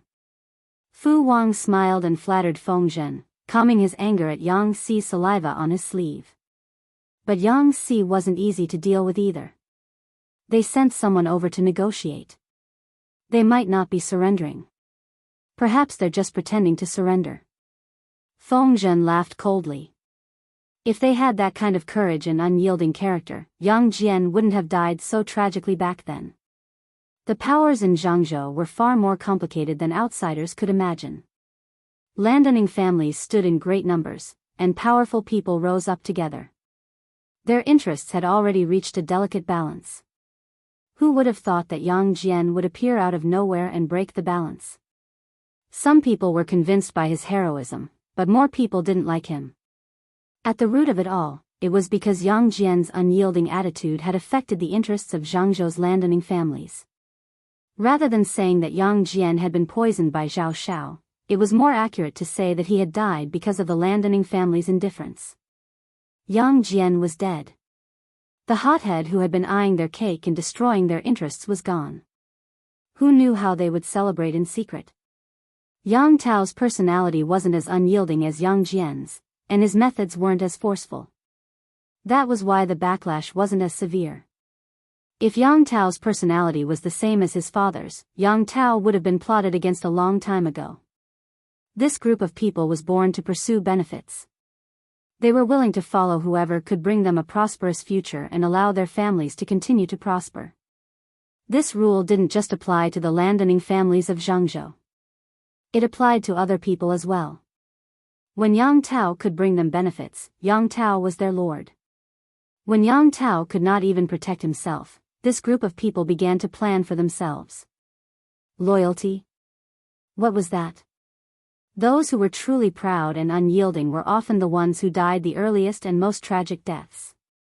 Those landowning households had lived longer than a 1,000-year-old tortoise. Which one of them wasn't an expert at seeking benefits and avoiding harm? In the face of the threat and pressure of the 80,000 troops, the county magistrate of Dangfang County had long been scared out of his wits. It was expected that he would surrender. Backbone? Hee, how much is that thing worth? Just as Feng Zhen had expected, the Dangfang County magistrate had sent people over to surrender, and the messenger had been extremely flattering. Seeing this, Yang Xi could not be bothered to argue anymore. Otherwise, he would be slapped in the face by Feng Zhen again. Jiangzhou was Feng Zhen's hometown, his home ground. It would be great if the people we meet along the way were all so tactful. Although Fu Wang loved to fight, he also knew that people would die in battle. His old brothers had died one by one, and now, when he found someone to drink with, it was always a new face. It would be the best if they could conquer Jiangzhou without shedding any blood. Unfortunately, this was just a daydream. Yang Xi smiled and said, "General Fu, this isn't a good thing." Fu Wang asked him in surprise, "Why do you say that? Isn't it good for the enemy to surrender?" Yang Xi said, "There are many people who have surrendered. Can you tell which ones are sincere and which ones are pretending to surrender and are waiting for a good opportunity?" If the road was filled with people who had surrendered, Yang Xi would be so scared that he wouldn't be able to sleep. Fu Wang said, "What the military counselor said makes sense." County Magistrate Xia opened the city gates and surrendered without another word. He was very guilty, and so were the landowning households in the city. No one actually went to inform Yang Tao. When Yang Tao's reinforcements arrived nearby, he realized that something was wrong.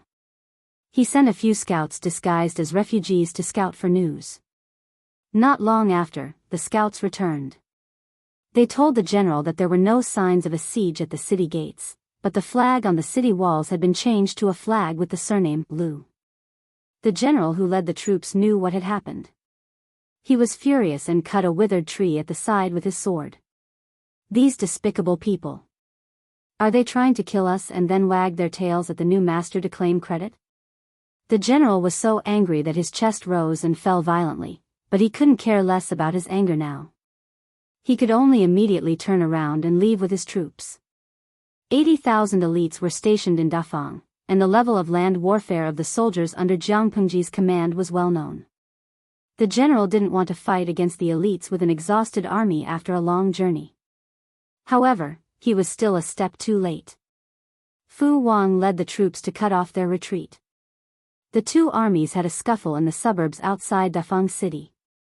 After a fierce battle, the crows circling in the sky refused to leave for a long time. Broken limbs and wreckage were everywhere. The reinforcements sent by Yang Tao suffered heavy casualties. However, Fu Wang didn't manage to keep all of them. Nearly half of the remaining troops broke through the encirclement. It didn't take long for the news to reach Yang Tao's ears. When he understood the whole story, he was so angry that he smashed the table. I've never seen such a group of spineless cowards. The generals under his command were also furious. They wanted to rush to the county magistrate of Dafang and cut him into pieces. Yang Tao's eyes were bloodshot. He was so angry that his teeth were trembling.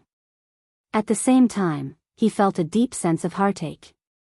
When he received the emergency report from Dafang, he immediately sent his elite troops to rush there day and night. Dafang City's walls were high and thick, so it wouldn't be a problem to defend for a day or two. Who would have thought that the county magistrate wouldn't even fart and would surrender without a word? Not only was this bastard afraid of death, but he also let countless good men die because of him. If he had no intention to fight and surrendered so easily, why did he have to call for help? The two armies hadn't even officially started fighting, but he was already siding with the enemy. How awesome! Yan Lin said, "Please calm down, my lord. There's no need to get angry over such despicable people." Yang Tao panted heavily. "I'm not doing it for these fickle people. I'm doing it for the soldiers who died for nothing." Yan Lin sighed in his heart. The county magistrate of Dafang is only siding with Lu Shi on the surface. I don't know how many people are secretly trying to get on her good side. The more anxious he was, the more disadvantageous it would be. Yan Lin said, "Have you heard of fence-sitters? Wherever the wind blows, the person will fall to the same side. What really determines their stand is not the scenery inside or outside the walls, but the wind." They surrendered to Lu Shi for the sake of their own interests and self-preservation. Naturally, they will show their loyalty to us for the same reason. My lord, why don't you play along and let Lu Shi have a taste of his own medicine? Once she's had a taste, she'll know that not all filthy and smelly trash can be put into her mouth. Some trash can taste bad at best, but some can choke to death. Yang Tao said, "Xiaoyang, you mean to send people to pretend to surrender?" Chapter 1521. Yang Tao didn't understand. "What do you mean?" Yan Lin's eyes were cold as he said, "Lu Shi's advisor, Feng Zhen, is from Jiangzhou's Anshan County. He was born into an aristocratic family and is very familiar with the powers in Jiangzhou. He probably knows which families are willing to join him and which families are not. Therefore, if they wanted to set up a trap, Yan Lin couldn't choose Yang Tao's people. The trick of injuring oneself to gain sympathy depended on the target. It was useless against a heartless animal like Feng Zhen. He wouldn't trust him even if he killed him. "I have a good candidate." Yang Tao asked, "Who?" "The Zhao family. Zhao Shao's Zhao family. Years ago, Zhao Shao caused Yang Jian's death and brought his family to seek refuge with the fake emperor, Prince Changshou. Later, he followed Prince Changsheng to Nansheng and secretly ran back to Dongqing. He even became Su Bei's guest minister. He was known as the best thief and was as sly as a mudfish. Yang Tao was also a man who could distinguish between kindness and hatred. He only wanted to kill the person who killed his father, so he didn't vent his anger on the Zhao family. However, Yang Tao didn't kill anyone, but the Zhao family didn't dare to relax. They were always on tenterhooks, afraid that Yang Tao would find them to settle old scores. If that happened, they wouldn't even be able to escape. The Zhao family was the happiest when Jiang Pengji called. It was no surprise that the Zhao family would defect to the enemy. Xiaoyang means to use them as candidates to fake their surrender. Are you sure this isn't digging their own graves? Yang Tao didn't kill the other members of the Zhao family, but he had been secretly suppressing them in recent years. When he was in a bad mood, he would vent his anger on them. From a fundamental point of view, the Zhao family and Yang Tao were going in opposite directions. There was no way the Zhao family would help Yang Tao complete his plan. It was already good enough that they didn't betray Yang Tao. Yan Lin nodded, then shook his head. For now, the Zhao family is the most suitable candidate. Feng Zhen and the others won't suspect them, Yan Lin said. Whether it's the Zhao family or the other gentry families, they all have to face an awkward problem when they grow bigger. The number of family members increases, and there are many conflicts between the branches. There are even examples of blood brothers turning against each other, not to mention a big family. It's impossible for everyone to be of one mind. Yang Si and the others had thought of feigning surrender, but they had never thought that Yang Tao would place his hopes on the Zhao clan. This sword move was unconventional, it was too unconventional. Yan Lin secretly sent people to detain the target's parents, wife, and children. Since the target was unwilling to do so, he had no choice but to do it. Since the county magistrate surrendered without even fighting, and the reinforcements sent by Yang Tao were intercepted by Fu Wang and his men, the morale of Jiangzhou's people plummeted. Fu Wang led his troops to advance southward with an unstoppable momentum. It only took him a month to reap a considerable harvest. Seeing that the situation was becoming clearer and clearer, the landowning households who had been hesitant immediately switched sides. Their secret letters were also sent more frequently, and the contents were no longer vague and ambiguous. Fu Wang sneered as he finished reading. He treasured the letters one by one. These were all for his lord to read. To put it nicely, these people were very sensible and had bet on the right person. To put it bluntly, he had no backbone and was useless. Yang Tao hadn't lost yet, but they were already singing the bad news and sending flirtatious glances to the enemy. How could his lord rest assured with people with such bad characters? For example, if his lord was unfortunately faced with a situation like Yang Tao's one day, would these despicable people jump out and kick her when she was down? Fu Wang sneered. They're not loyal once, but they'll never be loyal again. They still don't understand our lord's temperament. As the war unfolded, more and more landowning households changed sides. Some even brought their families over to seek refuge. The Zhao clan? Which Zhao clan? There were many landowning households with the same surname, and there were also a few landowning households with the surname Zhao in Jianghu. Yang Si glanced at it and smiled mysteriously. So it's this Zhao clan. Zhao Xiao was from the same landowning household.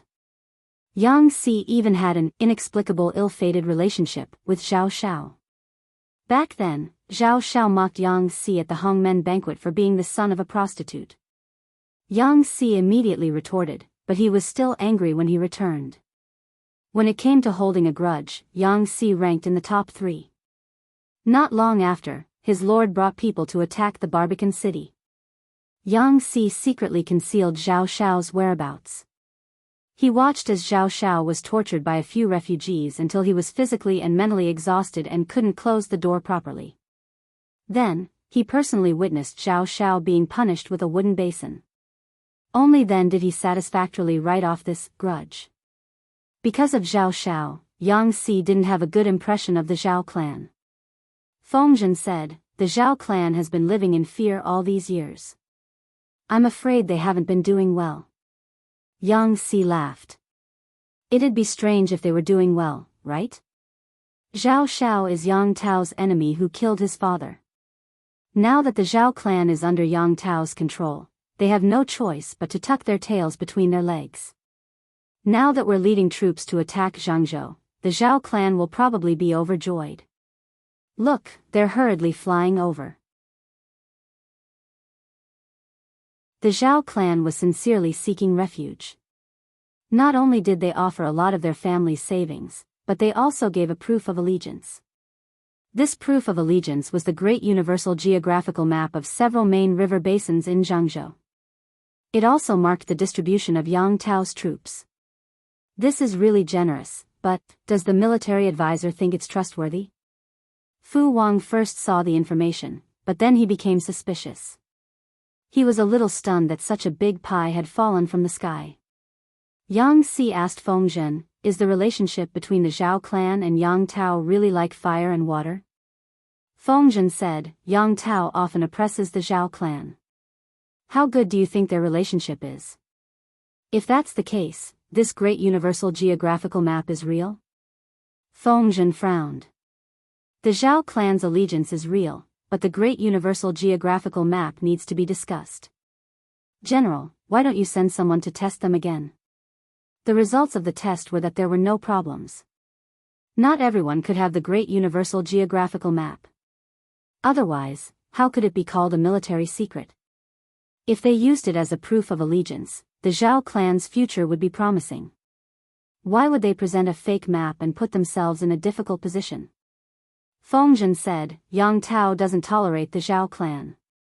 If they offend the Lord again, how can they have a foothold? I'm afraid they'll want to die." After confirming the authenticity of the Great Universal Geographical Map, the wariness in everyone's hearts disappeared.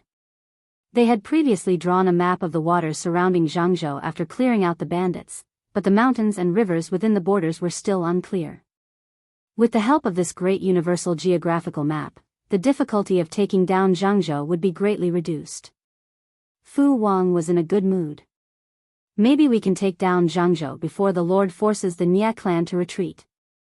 Little did they know that this was just a trap set up by Yan Lin. Most of the Great Universal Geographical Map was real.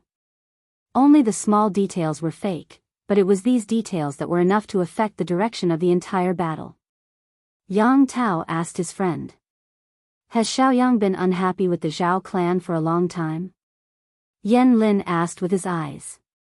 Yang Tao said, "Once we lose the battle, Fu Wang and the others will find out that the Great Universal Geographical Map is fake.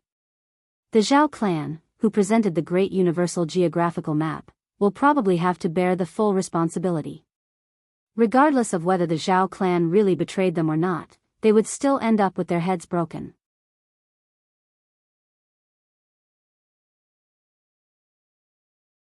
Chapter 1522. Yang Tao smiled. If that's the case, the Zhaos won't be able to explain themselves no matter how many times they open their mouths. Why bother? Even though he had killed his father, Yang Tao hadn't done anything to the Zhaos over the years. At most, he had suppressed them a little so that they wouldn't be able to rise again. The Zhaos' status in Jianghu wasn't as high as it used to be, but at least they didn't have to worry about their lives. Now, in order to seek a better future, the Zhao family betrayed one side and sided with the other when the Willow family and the Willow family were at war. They used the war as a capital to climb the ladder to heaven and advance. Were they not afraid of climbing too high and falling from the sky, turning into meat paste? If they were unhappy with Yang Tao, they should have waited until he was defeated before throwing themselves at the enemy. To put it bluntly, their impatience was due to greed. How could the icing on the cake compare to providing timely help? Yan Lin looked down and sneered. Everyone has their own fate. If the Zhaos are destroyed, they have only themselves to blame. In troubled times, it was wrong not to pick a side, but it was also wrong to pick the wrong side. The Zhaos could only blame themselves for being short-sighted and unlucky.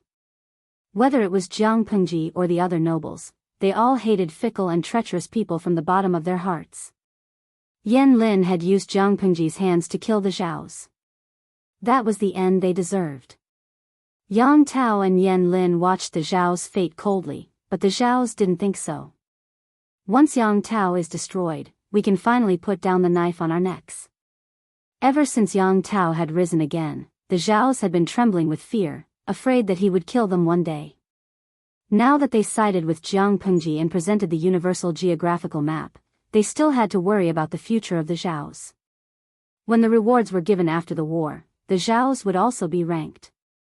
They might not be able to cover the sky with one hand in Jianghu, but they would at least be a big shot. Yang Tao has a strong foundation in Jianghu. The troops under his command are the elite navy left by Yang Jian. Leader, do you think they? The advisor looked worried and said, Lu Shi's troops are strong, but fighting on land and on water can't be compared. Don't worry about that. The leader of the Zhao clan was very confident in Jiang Pengji. According to the spies that Zhao family had planted in the water stockade and then incorporated into the army, the navy under Jiang Pengji's command was in good spirits.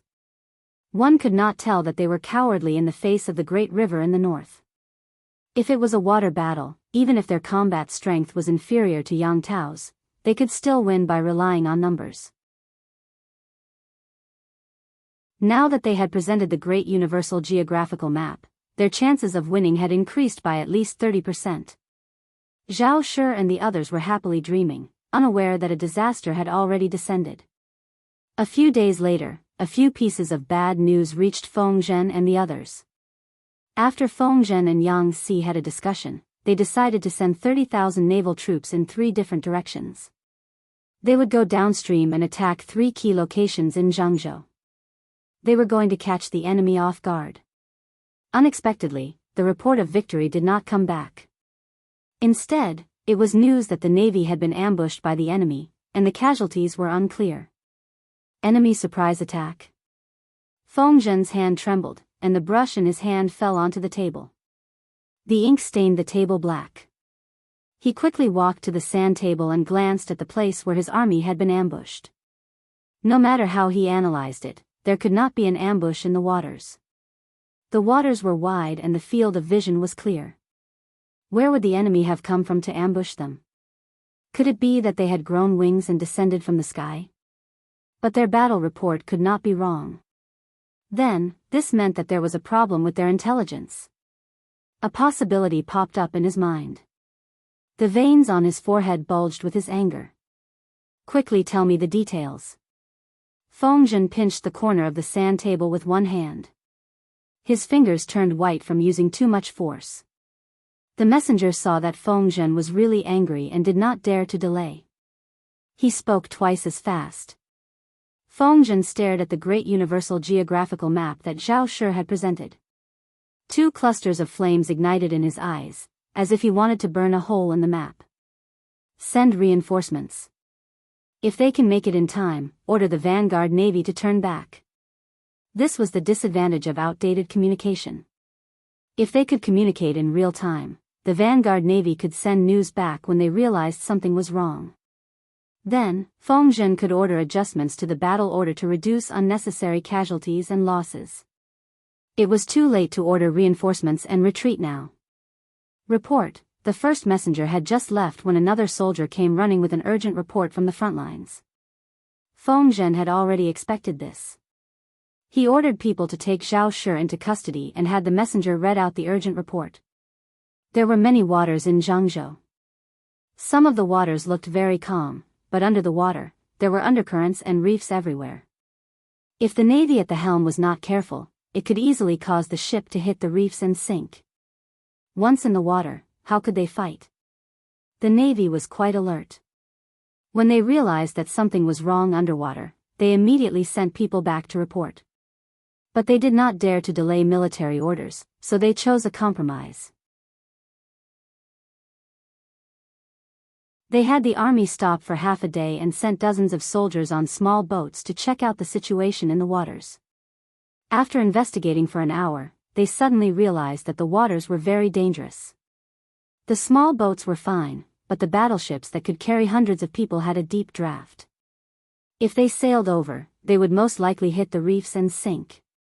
The commander of the navy discovered the problem and immediately realized that the intelligence given by his superiors was wrong. There was something fishy going on, so he hurriedly prepared to return. The other navy had bad luck. They ran into the enemy's main force, which was waiting for them. The battle was extremely fierce. Feng Zhen was not the only one who was angry. Yan Lin and the others did not look happy either. The tent was quiet. No one dared to even breathe. They could not help but look at the culprit. Yan Lin was sitting on the right side of Yang Tao. The bamboo report in his hand had been crushed by him. He did not even feel the thorns piercing into his skin. Yang Tao and Yan Lin had grown up together. He knew what it was like to be angry, so he secretly shivered. Xiaoyang, this battle is not without gains. Yang Tao wanted to plead for his generals, but his friend's aura was too oppressive. The more he spoke, the weaker he became. He only dared to speak in a low voice. According to Yan Lin's plan, they would definitely take down Jiang Pengji's 30,000 navy and make them all ghosts on the river. When it came to actual action, the result was far less than expected. Not only was the enemy's operation beyond their expectations, but the ability of their own generals was also disappointing. As mentioned earlier, Fengzhen planned to take advantage of the upper class. He sent the elites of the three armies downstream to attack the target as fast as possible. There were 3 groups of elites, but only 2 of them actually fought. The third group of enemies realized that something was wrong and planned to retreat. What made Yan Lin's heart ache was that the ambushing troops did not move at all. They did not try to stop the enemy. They just watched as the enemy retreated. Were they pigs? Who was the leader of the ambushing troops? Yan Lin glanced at the name. Not only was his heart aching, but his head was also hurting.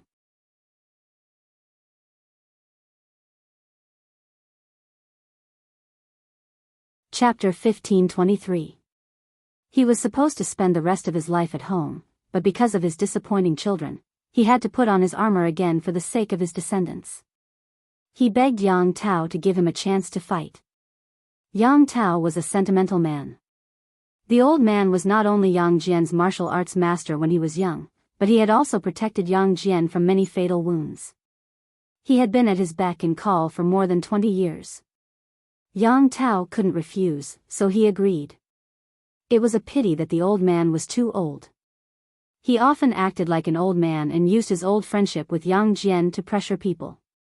Yang Tao had a good temper, so he didn't take it to heart. The old man loved to drink when he was young, but he knew his limits and didn't dare to break military discipline. Yang Tao knew this. He didn't think it was a big deal that the old man liked to drink, as long as he could control his liquor at critical moments. But now, things were different. Perhaps it was because he had been living at home for a few years that his temper had become arrogant. He was stupid and willful. It was such an important setup, but not only did he not raise his guard, he even got drunk in front of the formation. After the enemy took the initiative to retreat, the group of soldiers looked at each other in confusion. They did not know what to do and did not dare to act on their own without the general's order. The vice commander could only call for the old man. In the end, he got angry and splashed a bucket of water on the old man to wake him up. It was too late. They chased after the enemy, but the enemy's warships were already far away. They couldn't catch up. Therefore, other than a few warships that sank at the beginning, they didn't suffer any other losses. The other 2 groups of navy were ambushed along the way and were caught unprepared. They encountered battles along the way and the enemy outnumbered them by a factor of 2. The 2 groups of navy lost more than 10,000 warships and hundreds of warships. It wasn't a bad result, but everyone could see that according to Yan Lin's calculations, the enemy's losses were even greater. If they had performed well, they could have wiped out 20,000 of the enemy's navy. But they let 10,000 of them escape. What a joke! Opportunities on the battlefield were fleeting. If they missed this opportunity, they didn't know when they would get another. Yan Lin wasn't the kind of person to lose his temper, nor would he blame an innocent general. He calmed down and asked about the situation at the front. After a while, he noticed a fatal problem. Whether it was the ambushed group or the ones that were engaged in head-on battles, the enemy had to rely on brute force to break through. Those who dared to fight in the water so recklessly could only rely on one thing: warships. The result of the investigation was as Yan Lin had expected.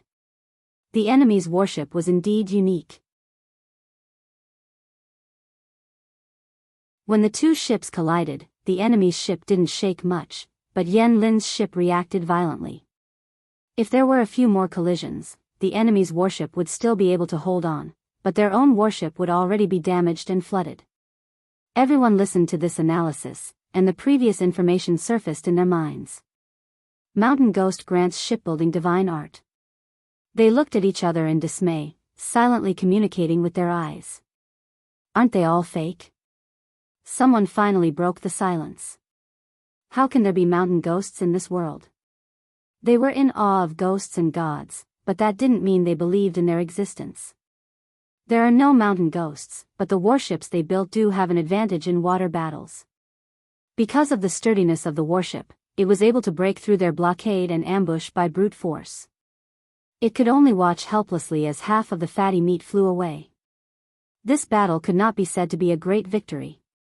In order to kill more than 10,000 enemies, they had also paid the price of warships and casualties. Even though it wasn't as tragic as Jianghu's, Yang Tao didn't have much money at the moment. He didn't have many supplies, so he would feel the pain if he lost more. Someone couldn't help but mutter, "Look at their warships." I wonder when Lu Shi started plotting against Jianghu, Yan Lin sneered. When she was just a county magistrate.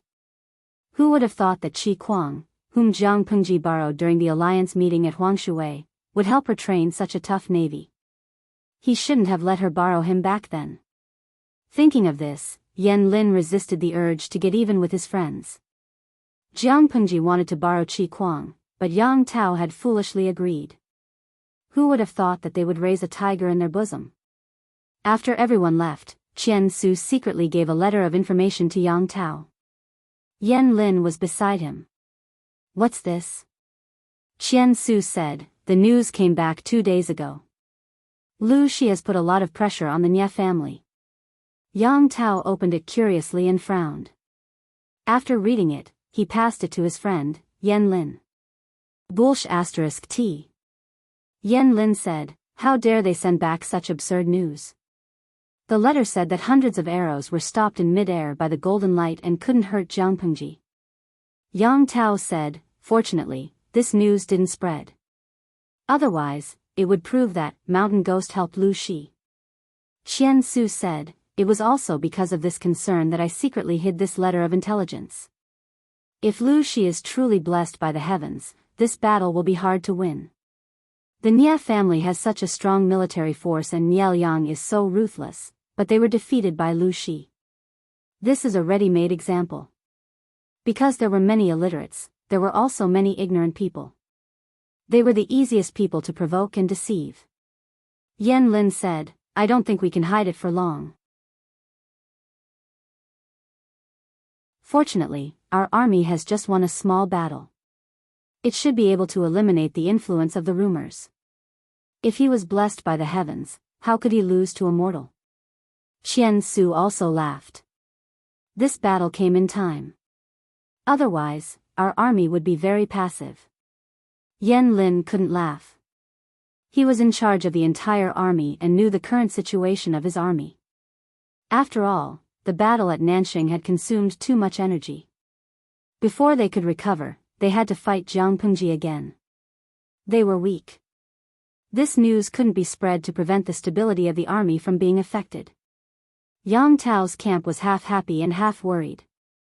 Feng Zhen's camp was full of thunder and lightning.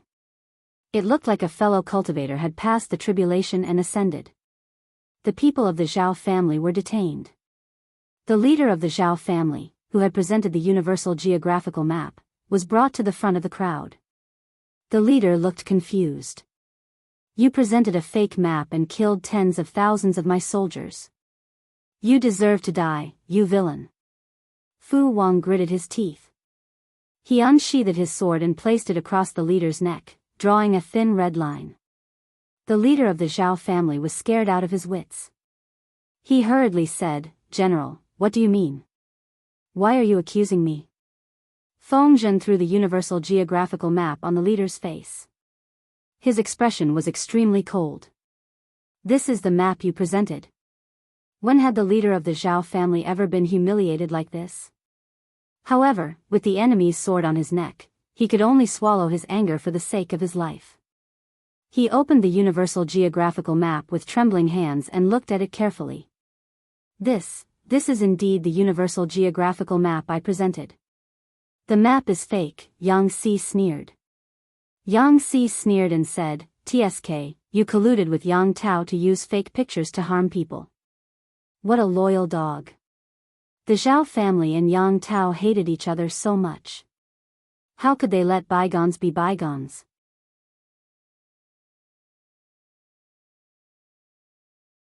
Chapter 1524.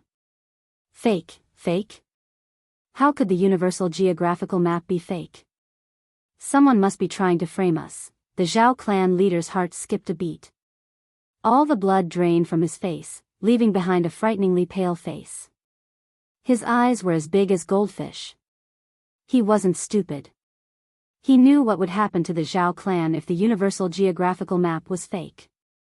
Extermination would be considered a light punishment. Feng Zhen only smiled coldly. Fu Wang's eyes were full of murderous intent, and the Zhao clan leader didn't dare look him in the eye. He was so flustered that he didn't know where to put his hands. He could only seize the opportunity to defend himself. Yang Tao has suppressed the Zhao clan many times. Because of his power, we could only swallow our anger and give in again and again. We've been looking forward to it for a long time, and finally, the Duke of Lanting has graced us with his presence. The entire Zhao clan is overjoyed. We've finally escaped from the tiger's mouth. Why would we help Yang Tao? Yang Si asked him. The Universal Geographical Map was presented by you, wasn't it? The Zhao clan leader nodded with some hesitation.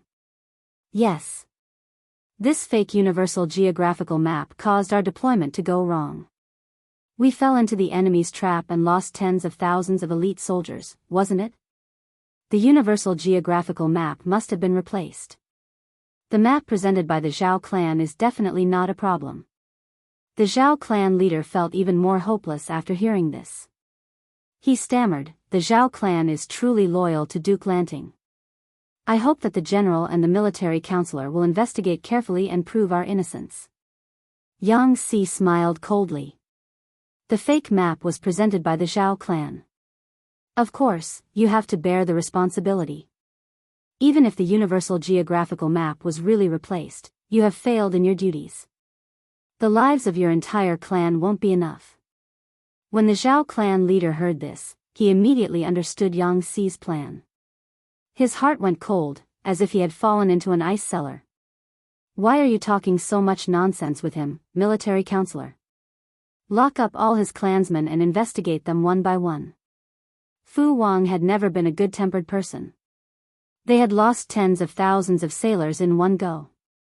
If his lord investigated, he would take the blame. Just thinking about it made him grit his teeth in hatred. He couldn't help but twist the Zhao clan leader's head off with his bare hands. If it's a fake surrender, they'll all be turned to dust. No matter how much the leader of the Zhao clan cried out, he couldn't change the fate of his entire clan being imprisoned. After careful investigation, Feng Zhen and the others had locked onto a certain member of the Zhao clan as a suspect.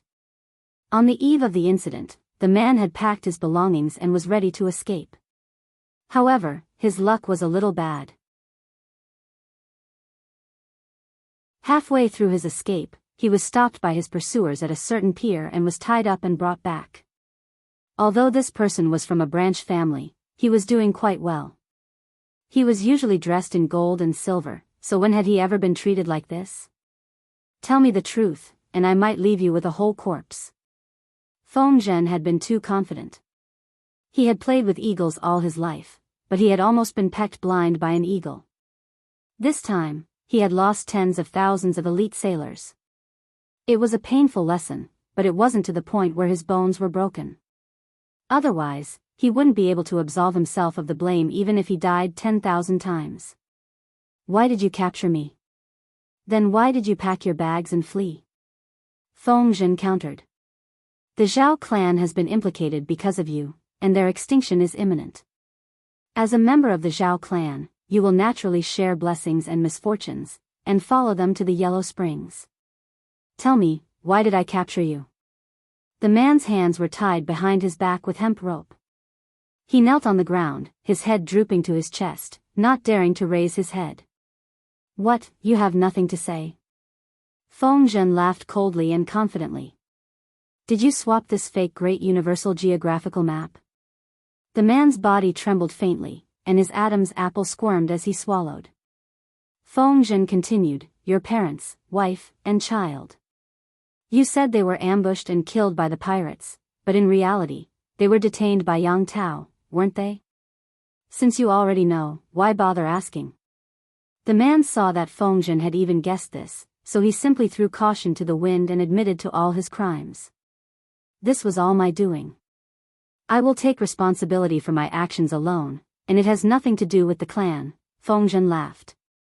He didn't know whether to call the man stupid or smart. "You say this to absolve the clan, but do you think it's possible?" The man countered.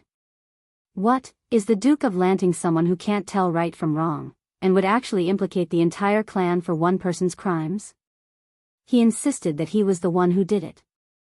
If Jiang Pengji held the entire clan responsible, wouldn't that be killing the innocent? However, Feng Zhen wasn't a simple person. How could he let the man beat around the bush with just a few words? "If I can kill the entire clan to prevent this from happening again, why not?" Feng Zhen laughed coldly. The Zhao family clearly had the intention of rebelling, but they pushed all the blame onto you. Did they really think that they could escape the fate of extinction by doing so? In their dreams. After hearing this, the man's expression revealed his disbelief. "Your wife, child, and parents are in Yang Tao's hands, right?" Feng Zhen raised his hand and pinched the man's chin, forcing him to look up at him. His seemingly thin hand was extremely strong, and he easily left several purple fingerprints on the man's face. "Remember to walk slowly on the road to the underworld, and wait for them." "What do you mean?" "What do I mean? The day we conquer Jianghu and capture Yang Tao is the day your family goes to the underworld to find you." Feng Zhen suppressed the urge to strangle the man and laughed coldly. "If we don't make the entire Zhao family pay with their lives, how will the tens of thousands of souls who drowned in the river rest in peace?" Casualties were inevitable in a battle between two armies, but the deaths had to be worthwhile.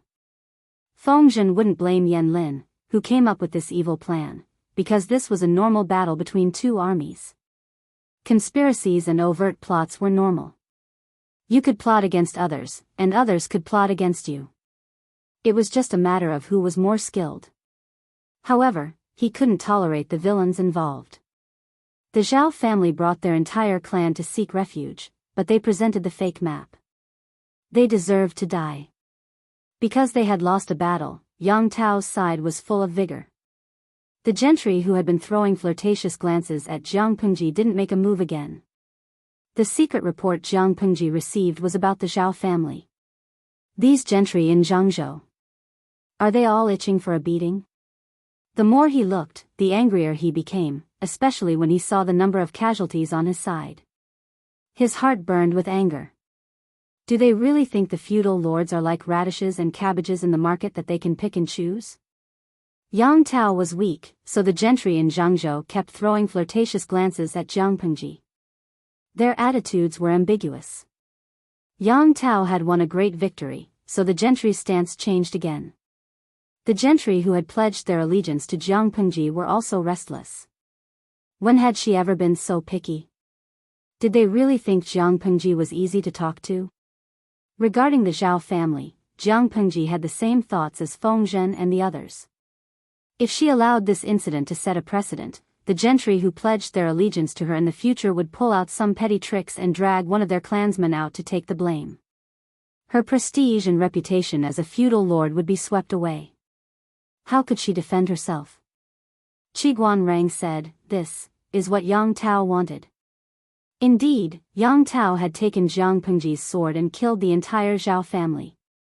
He had avenged his father's last bit, and his reputation hadn't been damaged.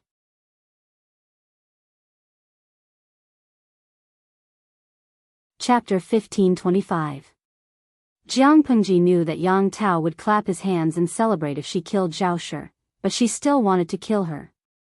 She wanted to use this move to make the aristocrats of Jianghu think about it carefully. She also wanted them to understand that the fight for the feudal lords of the world was not something they could pick and choose at will. They could jump ship, but they had to know their place. If they dared to be disloyal, then they couldn't blame the god-slaying sword in her hand. I hate betrayal the most. She was actually very easy to talk to as long as they didn't cross her line. Once he stepped on it, there would be nothing left to say.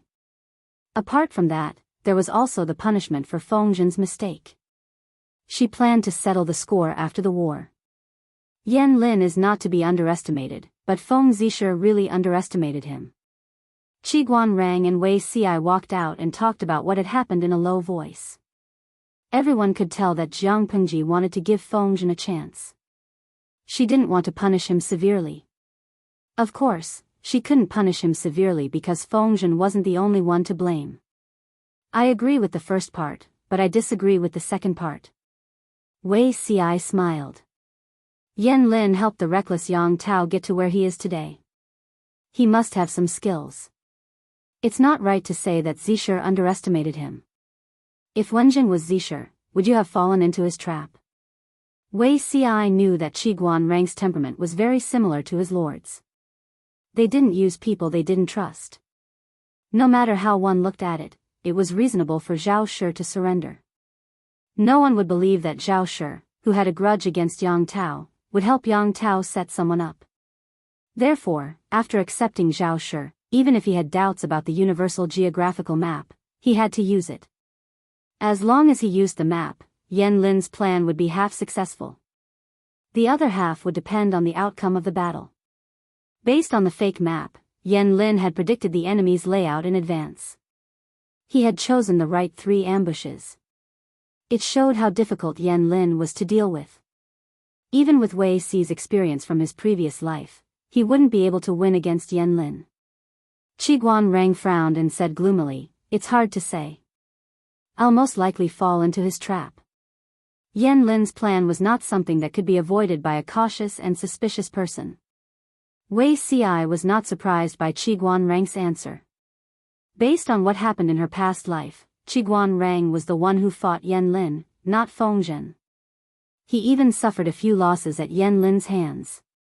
Although they won the battle, it was not an easy victory. If Qi Guanrang had not lured Yang Tao into the trap of capturing Yan Lin, Yang Tao, who was as tough as a cockroach, would still have been alive and kicking for months. The 2 armies would have suffered even more losses. Of course, it wasn't that Qi Guanrang was worse than Yan Lin. Even though Qi Guanrang's ascension to the top of the scholar roll of the Golden Scale Pavilion in his previous life was partly due to political factors, it was mostly due to his personal strength. Scholars all had their own specialties. It would be difficult to compete with each other. Yan Lin had the home advantage. Whether it was Qi Guanrang or Fengzhen, it was expected that they would suffer losses at his hands. The only difference was whether the losses were greater or lesser. Tao was Yan Si. Were to kill 10,000 elite Navy soldiers were Yanzu. Yang said. To say. Yang said Yang. Yang S Wei Yang's Yang. Wei Ci didn't know much about the war because he hadn't experienced it himself. He only knew about the armaments and casualties of the 2 armies. This is a long war. Winning or losing doesn't mean anything. Wei Ci smiled. Wenjing, you have some confidence in Zishe. He may not be serious, but he's reliable at critical moments. Qi Guanrang snorted coldly, declining to comment. Hey, isn't that Dalong from the Feng family? Why are you standing there in a daze? With his sharp eyes, Wei Ci saw Feng Yi standing outside his tent waiting for someone and called out to her with a smile. Feng Yi bowed to Wei Ci and Qi Guanrang. Greetings, uncles. Wei Ci lifted the curtain and smiled. It's still hot outside. Come in and have a seat. Feng Yi nodded. Qi Guanrang asked, Are you here about your father? Feng Yi said, Yes. I'm feeling uneasy. After hesitating for a long time, I decided to come and see what you're up to. You're very honest. If it was your father, he'd probably try to deceive you. Qi Guanrang's usually stiff face revealed an unnatural smile. You don't have to worry about this. My lord doesn't mean to punish me. When your father returns in triumph, I'll make amends for my mistakes. With uncle's words, I'm relieved. Feng Yi heaved a sigh of relief and immediately revealed an embarrassed blush. He explained in a slightly awkward manner, just now, I received a letter from my mother. I was just worried that if this matter reached home, she would be worried, so that was the case. Wei Ci was amused. No wonder the steady Feng Yi would come to see what he was up to.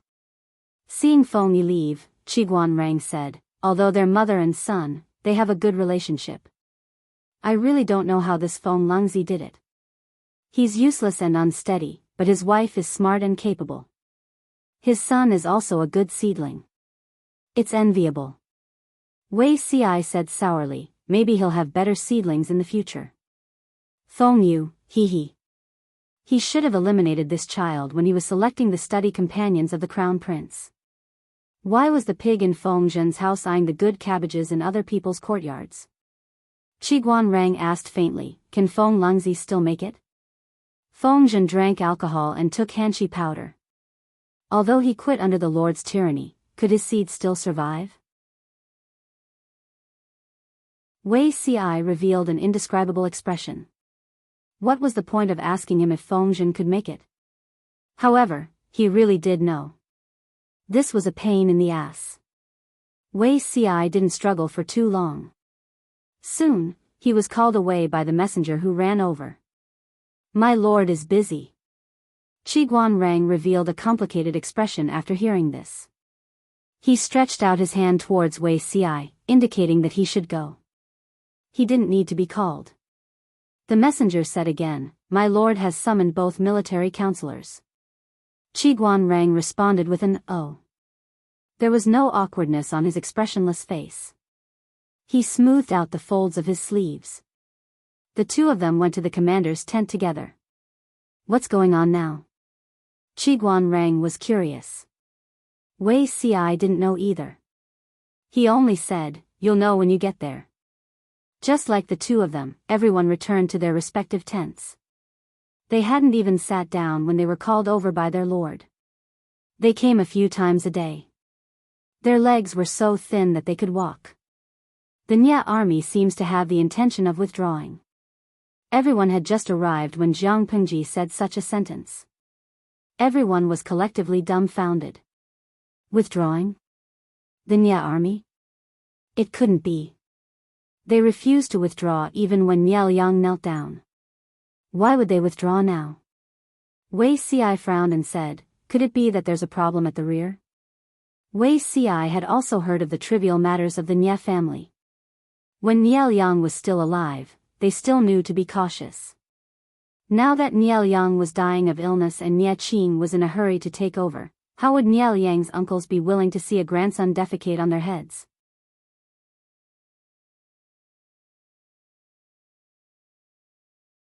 Chapter 1526. Everyone looked at each other and fell into deep thought. Qiguanrang asked, apart from that, did the Nye army make any other moves? Jiang Pengji said, I just received intelligence from the scouts at the front line that the Nye army is indeed slowly withdrawing. The defense is extremely tight. If the scouts weren't capable and the horses weren't fast, I'm afraid they wouldn't have made it back. We sent out 5 teams of scouts today, but only 4 returned. As a mobile unit to investigate the enemy's situation and counter reconnaissance, the importance of the scouts was undeniable. The scouts under Jiang Pengji's tent were special forces who had undergone special training. Many reconnaissance and counter-reconnaissance techniques were taught by Jiang Pengji in a booklet. Scouting the terrain, drinking water, and even drawing topographical maps were not a problem. Their mastery of combat belonged to the group of people at the peak of the military camp. To facilitate the scouts' work, Jiang Pengji equipped them with horses of the northern borderline. The harness was also specially made. Not only were they fast, but they also had strong endurance and explosive power. They had an advantage in mobility. They could escape immediately if they encountered a large group of enemies and save their lives. Under such circumstances, the scouts suffered such heavy casualties. It could only mean one thing: the enemy was secretly making a big move. Qiguanrang asked again, is there any news from Zhongzhou? Jiang Pengji rested her chin on her hand and said, "The two places are far apart. By the time the news arrives, the Nya army would have withdrawn long ago." Once again, she could not help but complain about the backward means of communication in this world. At the same time, she missed the technology that allowed people to communicate across galaxies in her previous life. Indeed, technology changed life and the form of war. If she was given a mecha now, she could ascend to the throne in a short while. Under the circumstances of insufficient information, they could only use limited clues to determine the true situation of the enemy. Sun Wen frowned and said, "Niel Yang was quite capable. He could suppress a few uncles in the Nya family when he was alive. However, his death was too sudden. He didn't have time to give instructions." A group of old officials hastily pushed Niel Yang's son, Nya Qing, to the throne. "Nya Qing is gentle and kind. I'm afraid he won't be able to suppress the demons and monsters of the Nya family. Nya Qing only has a few thousand troops with him. If there's a mutiny in the Nya family..." What Sun Wen said was exactly what Wei Ci and Qiguan Rang were thinking. Niel Yang died suddenly. There was no time to pave the way for his son, Nya Qing, to pave the way for his son. If there was a mutiny in the Nya family to seize power and Nya Qing was in danger, it would not be difficult to explain Wei Ci's anxiousness and retreat secretly. However, was that really the case? Jiang Pengji knitted her brows tightly, as if she was going through a difficult decision. The salted fishes also learned to think. After thinking about it, they still chose to cheer for Wei Ci and the rest. Xingyuan Miao Miao, salted fish doesn't need to use his brain to watch the live stream. He just needs to learn how to cheer for the military counselor. Shui Yuexiang, from the current clues, it seems that there is something wrong with the Nya family. The streamer can't just let the tiger return to the mountain and let Wei Dan and the others retreat, right? If they left, then so be it. If they turned around and went back to pacify the situation in the country, then the host's battle would have been in vain. Adhering to the principle of, take your life while you're down, the streamer should send troops to chase after the Nya clan's army so that they can't take care of both the front and the back. More than 200,000 troops were held back by Jiang Pengji. Nya Qing died in the Nya family's internal strife without any support. This plot was simply wonderful. I'm not a bar spirit, no, I don't think it's that simple. What if this was a trap to lure the tiger away from the mountain? The host had sent troops out of the pass to chase after the enemy, but the enemy had taken a detour to attack Zhangjiang Pass. If so, wouldn't the streamer be in a passive position? I'm not a bar spirit, however, according to the current clues, it's obvious that the Nya clan is in internal strife and Nya Qing is in danger. Is the streamer going to miss this opportunity and watch the enemy swagger away? Letting the tiger return to the mountain will cause endless trouble in the future. Niel Yang led more than 200,000 troops to fight the war. Jiang Pengji led troops to guard the pass. How much manpower, material, and financial resources did she expend?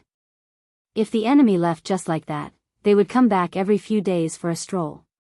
Wouldn't the streamer's finances collapse? Jiang Pengji closed her eyes and didn't look at the bullet screen. She was deep in thought.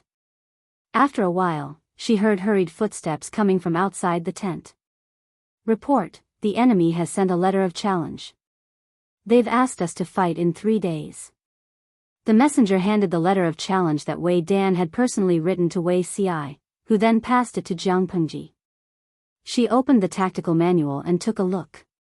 Her right eyebrow was raised and there seemed to be a flash of light in her eyes. Regardless of whether it was the emperor in the previous life or the lord in this life, this expression meant one thing: she was angry. You're really petty. You wrote a letter of challenge and you don't forget to curse. Are you trying to bully me because I'm illiterate? Jiang Pengji muttered and resisted the urge to crumple the letter of challenge into a ball. Did I kill Wei Zishuan's wife or dig up his family's ancestral grave? At most, she angered Wei Dan's lord to death and abducted his younger brother. It wasn't a big grudge. Was there a need to curse so fiercely? Wei Ci knew what was written in the letter of challenge.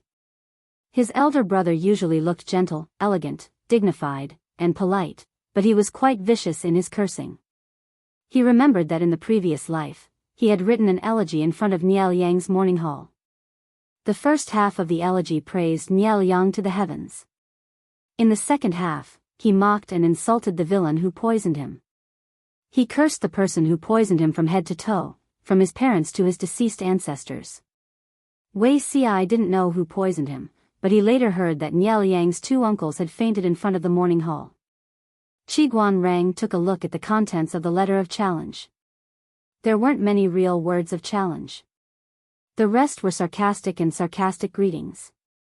Of course, the words of a scholar wouldn't be so vulgar, not to mention that this was a letter of challenge. But it was infuriating enough. Qiguan Rang said calmly, "He's just someone who likes to flaunt his eloquence. My lord, you don't have to be angry with him." Jiang Pengji said, "How am I such a petty person? No matter how harsh a scholar's cursing was, it was just that." When Jiang Pengji had just started streaming, the insults from the haters in the streaming room were spectacular. She could even ignore the vulgar insults that carried the organs of her parents and ancestors, not to mention those of Wei Dan's level. In comparison, she was more concerned about Wei Dan's purpose of challenging her. The scout had just sent the news back and Wei Dan had written a letter of challenge. No one would believe that he didn't have any ulterior motives. Everyone was obviously thinking the same thing as Jiang Pengji. Was Wei Dan's letter of challenge an invitation or was he trying to cover it up? Jiang Pengji tapped her fingers on the brand new bronze table. She frowned slightly. The previous table had been destroyed and melted down by her merciless abuse. Qin Gong said, "This lowly general is willing to fight." Zhangjiang Pass wasn't the Nia family's backyard.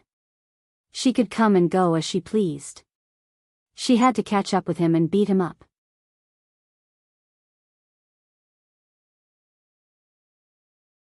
Chapter 1527.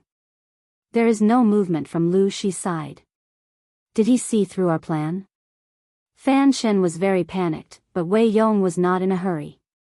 He could only suppress his anxiety. How did she see through it? Wei Yong's eyebrows did not even rise as he sneered. Other than a few trusted generals who participated in the battle, no one else knows about this. They all think that the Nia family is in chaos and the young master is in trouble. In this kind of situation, if Lu Shi can escape. Wei Yong paused suspiciously for a moment, disdain appearing in the depths of his eyes. Then, this is probably fate. You never believed in this. Fan Shen and Wei Yong had a good relationship and had a certain understanding of the latter.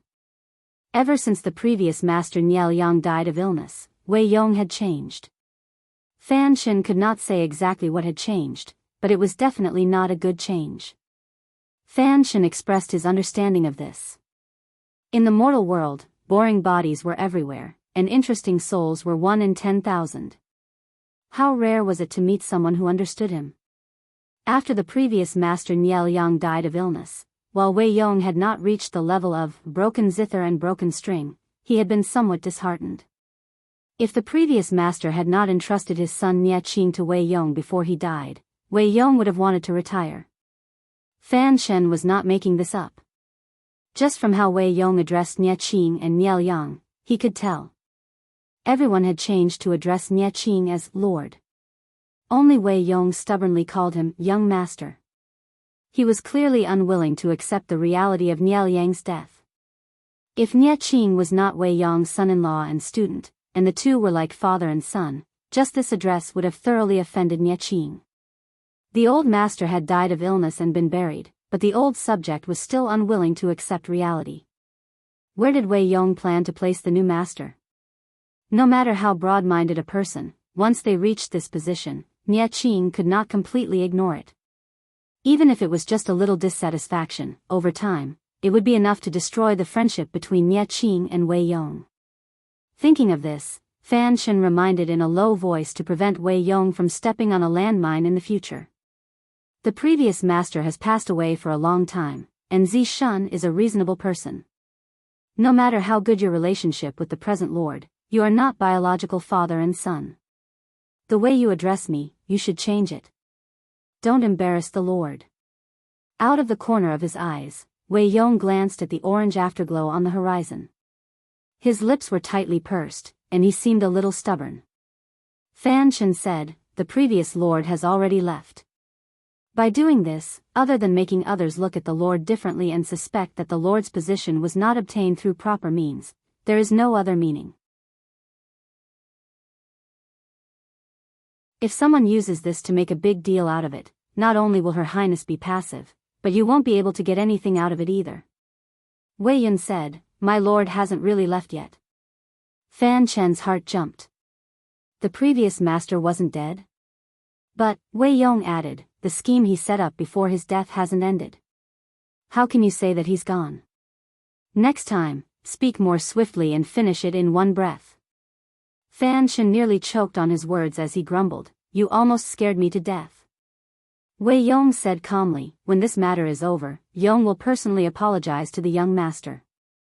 Fan Chen laughed. You are still so stubborn. On the other hand, Jiang Pengji had investigated more evidence that the Nya camp was preparing to withdraw its troops. Although the camp was still there and the patrolling troops were normal, the scouts secretly discovered that these patrolling soldiers appeared very frequently. A certain soldier with a scar on his face appeared 3 times in a short period of an hour. Obviously, the enemy wanted to use this to create the illusion that there were sufficient soldiers in the camp to cover up the fact that they were secretly withdrawing their troops. Qiguan Rang said, in that case, Wei Yong's letter of challenge is also trying to cover it up. If they really waited for the agreed time to send out the troops, perhaps the enemy's camp would have already been emptied and they would have directly stood them up. Bai Ning stepped forward and cupped his fists. Time waits for no man. My lord, please make a decision soon. If she hesitated any longer, they would be completely exposed. Jiang Pengji closed her eyes and pondered. She was still hesitant and did not immediately give the order to send out the troops. Given Jiang Pengji's overly decisive character, this was extremely rare. Qiguan Rang asked her, my lord, do you suspect that something is wrong? I can't put my feelings into words. I just feel that it's too smooth, and it's somewhat surreal. Jiang Pengji said, the Nia clan mightily brought more than 200,000 troops to attack Zhangjiang Pass, but now they have to flee pathetically because of the internal strife. I always feel that it's very dramatic. Jiang Pengji thought for a long time before she found such a word to describe the current situation. The Nia clan had really attacked Zhangjiang Pass a few times, and Jiang Pengji had successfully stopped them. In the end, neither side gained any benefits. Jiang Pengji's side suffered great losses, but the Nia clan side suffered little. Nia Liang had already folded in. Qiguan Rang said, the battlefield is like this. Opportunities are fleeting. The Nia clan doesn't have the upper hand and there's internal strife. It's reasonable for them to withdraw their troops. That's true. Jiang Pengji no longer hesitated. She successively gave several orders, and the generals stepped forward one by one. The tent was filled with a tense atmosphere of impending war. According to the scouts' investigation, the Nia camp's army had unusual movements in the middle of the night. It was calm during the day, so they most likely took advantage of the cover of the night to retreat in batches. Jiang Pengji set the timing for the battle at midnight to attack and pursue the enemy at night. Night fell quietly. On the other side, the general Qin Gong polished the weapons in his hands over and over again until they were shiny. The warhorses were also fed with horse fodder. Bai Ning laughed and teased Qin Gong. You don't look like you're going to war. You look more like a handsome man meeting a beautiful woman in the middle of the night. Qin Gong was considered young among the people, but Bai Ning did not take advantage of his seniority. Instead, he treated him as an equal, so they had a good relationship. General Bai, what are you talking about? Qin Gong blushed. I already have someone I like. It's easy to cause misunderstandings by saying these things. Bai Ning laughed. She's not here. No matter how much I joke, she won't hear it. Qin Gong said seriously, even so, if I echo General Bai's words, it'll be too frivolous for her. Bai Ning curled his lips and said, fine, another papa ear. Qin Gong understood what papa ear meant, and he blushed a little. Bai Ning smiled and rested his hand on Qin Gong's shoulder. He joked, when do you plan to get married? Let me attend the wedding banquet. Qin Gong raised a flag for the masses. When this battle is over, she'll be of marriageable age. After I ask her elders for their opinion, I'll apply for leave from the Lord to prepare for the wedding. Although Su Yanxiao's parents and uncles had passed away, her eldest aunt and cousins were still alive. The Su family also had other members. If Su Yanxiao wanted to get married, those people had the right to know even if they didn't have the right to decide. Qin Gong's family had always been a vassal of the Su family. Su Yanxiao was the daughter of Su Fei, a direct branch of the Su family. If she really married him, there would definitely be people who would be dissatisfied. However, Qin Gong was not afraid of this. If Su Yanxiao was willing to marry him, he would protect her for life. Bai Ning laughed. There are many marriages in the world. You're lucky. Don't forget about the wedding banquet. Qin Gong said shyly, of course I won't forget. General Bai, you must drink until you're drunk.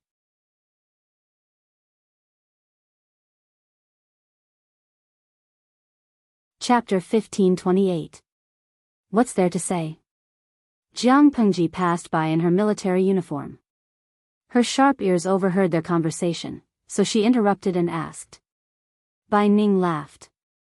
Feng Jing is preparing to marry a beautiful lady.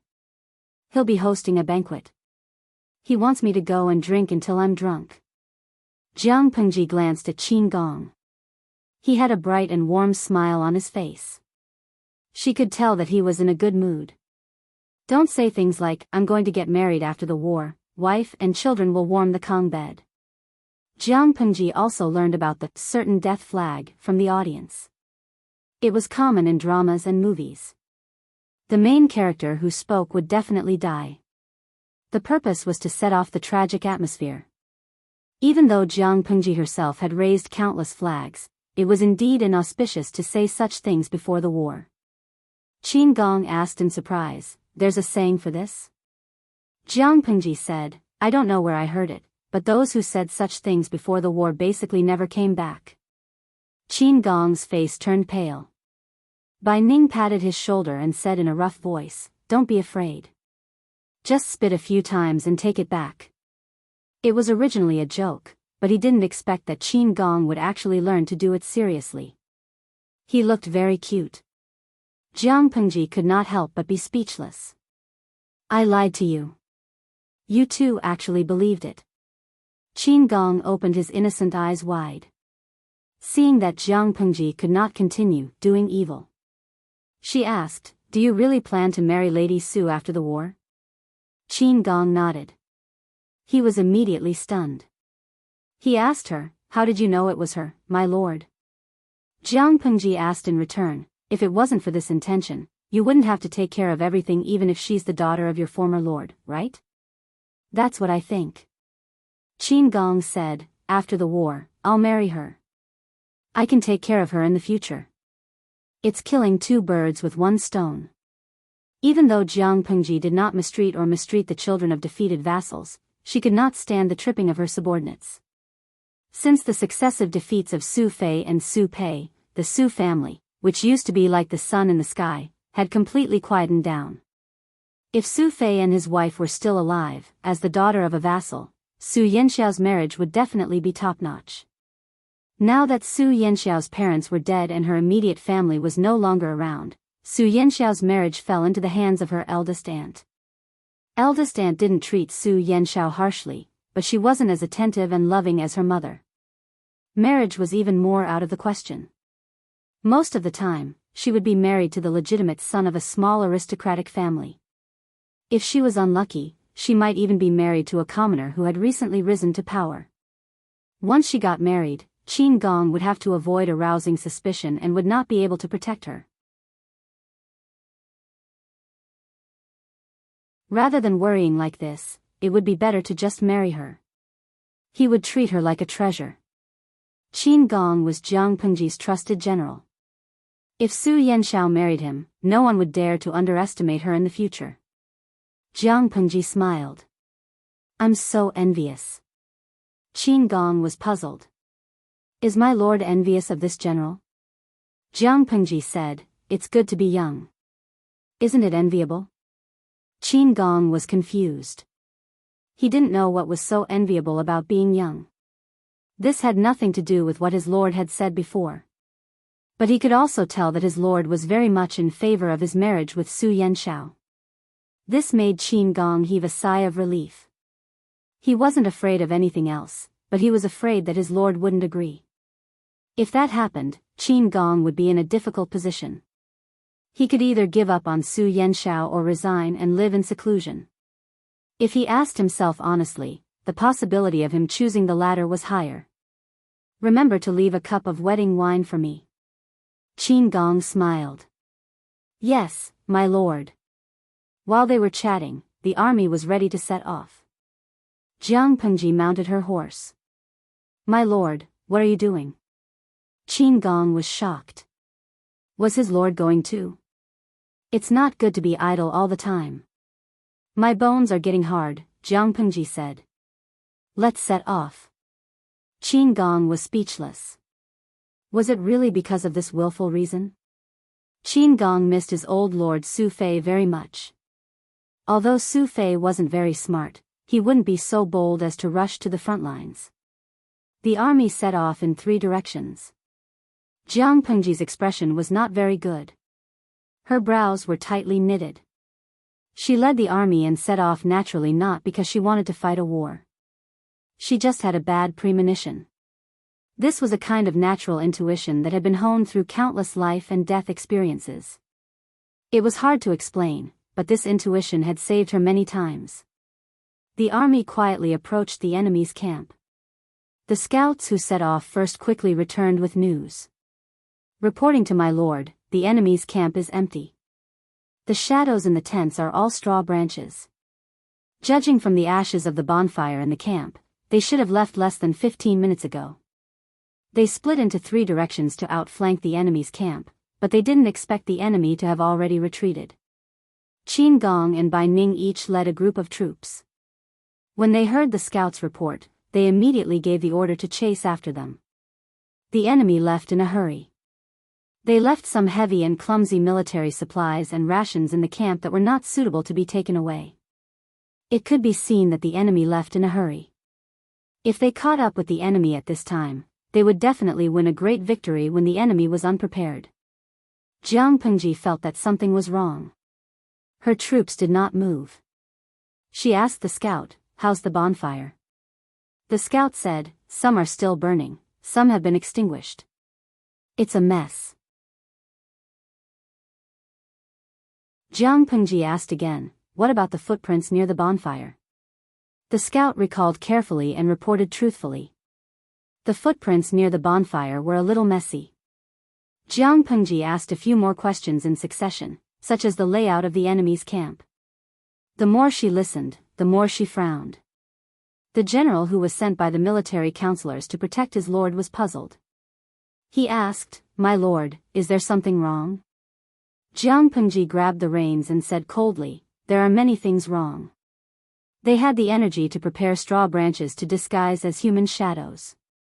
It can be seen that they were quite calm when they retreated.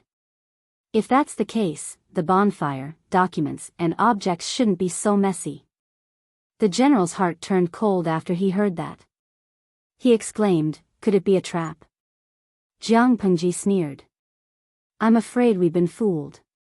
Send 2 groups of troops to recall Qin Gong and the others. I'm afraid there's an ambush ahead." The general asked, "Don't we need to send troops to support them?" Jiang Pengji smiled. "We should also welcome our guests. Let's deal with the enemy first. Give the order, get into formation and face the enemy." Not long after Jiang Pengji finished speaking, the enemy's battle cries suddenly rang out in the previously empty enemy's camp. They seemed to have appeared out of thin air. Arrows rained down from the sky. The enemy's sneak attack was astonishingly fast. Many people were hit before they could react. They're hiding underground. Jiang Pengji revealed how the enemy appeared out of thin air, in one sentence. It wasn't that there was no one in the camp. They were all hiding underground. Because the camp was very messy, it was impossible for the soldiers to move the items and check them one by one.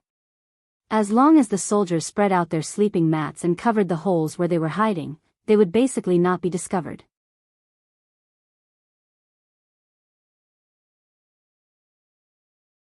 Chapter 1529.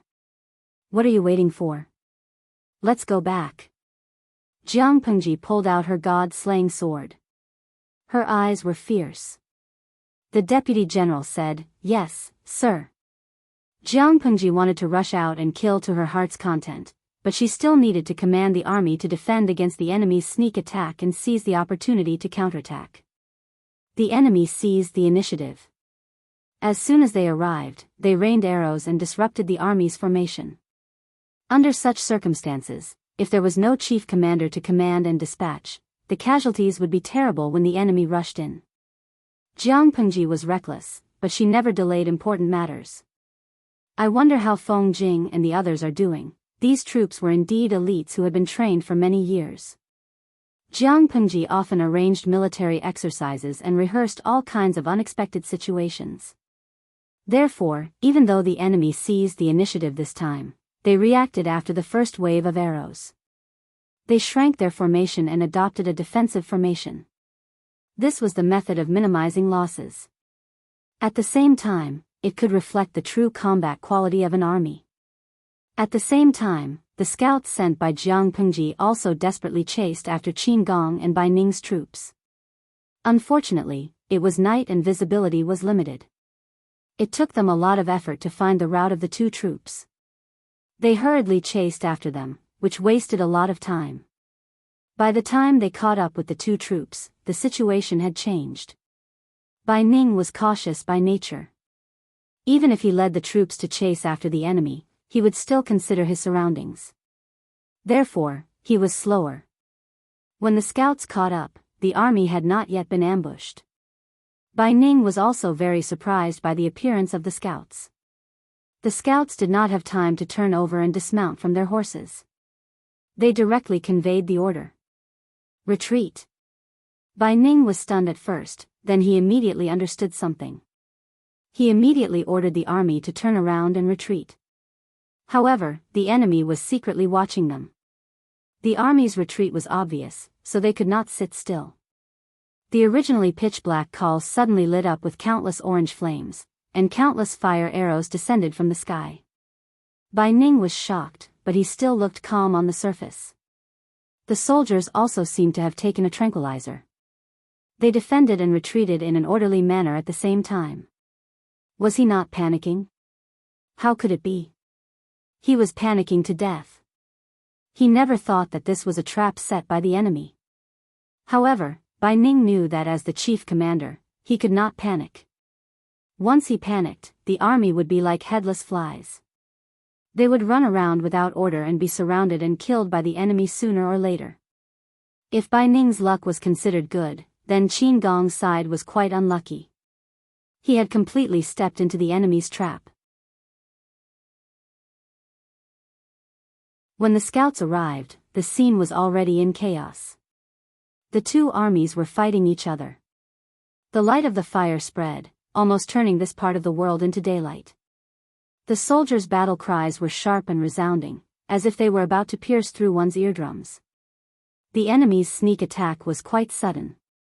Although Qin Gong was not injured, he remembered the time when he followed Yang Si and was blocked by Han Yu in the Longsa Canyon. He couldn't help but laugh bitterly. What kind of lousy luck did he have to be ambushed time and time again? It used to be Han Yu, and now it was Wei Yong. However, they were lucky to have been saved by the Lord last time. Now, they could only rely on themselves and the soldiers around them. If he didn't fight for a way out, he would probably be buried here. At this moment, Qin Gong was still thinking about what his lord had said before he sent out the troops. It's better not to say things like, "I'm going to get married after this battle, so that my wife and children can stay by my side." I don't know where I heard this before, but those who said this before the war basically never came back. Never to return. The enemy had set up this sneak attack with the intention of making them never come back. Qin Gong didn't want to die here. He still had to make contributions and accumulate merits, so that he could go back and marry the eldest lady of the Su family and protect her for the rest of her life. In the distant rear, Su Yanxiao suddenly woke up in the middle of the night. The maid who was sleeping outside put on some clothes and came over. Is the eldest lady going to get up at night? When the maid brought the candle closer, she saw that Su Yanxiao's nightgown was almost soaked with sweat. No. I just had a very scary dream, but now that I'm awake, I can't remember what it was, the maid also said. Look at the eldest lady's face covered with sweat, it must have been a nightmare. I'm going to ask the kitchen to prepare a bowl of soup for you. Su Yanxiao shook her head. No, it's the middle of the night. I won't be able to sleep after drinking soup. The maid said, if that's the case, I'll stay and talk with the eldest lady for a while. Su Yanxiao nodded lightly. The maid beside her was sent by Qin Gong. She was careful, considerate, and efficient. She quite liked her. When she thought of Qin Gong, an unexplainable panic rose in her left chest. Eldest lady, are you feeling uncomfortable? The maid saw her raising her hand to cover her chest, frowning slightly, and her lips pale. She suddenly became nervous. Su Yanxiao said, the dream I had just now seemed to be related to Qin Sanlang. Did something happen to him at the front? Since the two of them had a tacit understanding, Su Yanxiao changed the way she addressed him and called him Qin Sanlang. It was neither too intimate nor too distant. The maid said, old people always say that dreams are the opposite of reality. Qin Langjun is good at fighting, how could something happen to him? Su Yanxiao was skeptical, but she still felt uneasy. The maid tried to coax her to sleep. Su Yanxiao couldn't help but put her hand under the pillow, and her fingertips touched a cold jade hairpin. I learned it from the craftsman. This fox hairpin is crudely carved. When the war at the front is over, I'll give it to the eldest lady. Su Yanxiao couldn't help but hold it tightly, as if it could absorb some strength.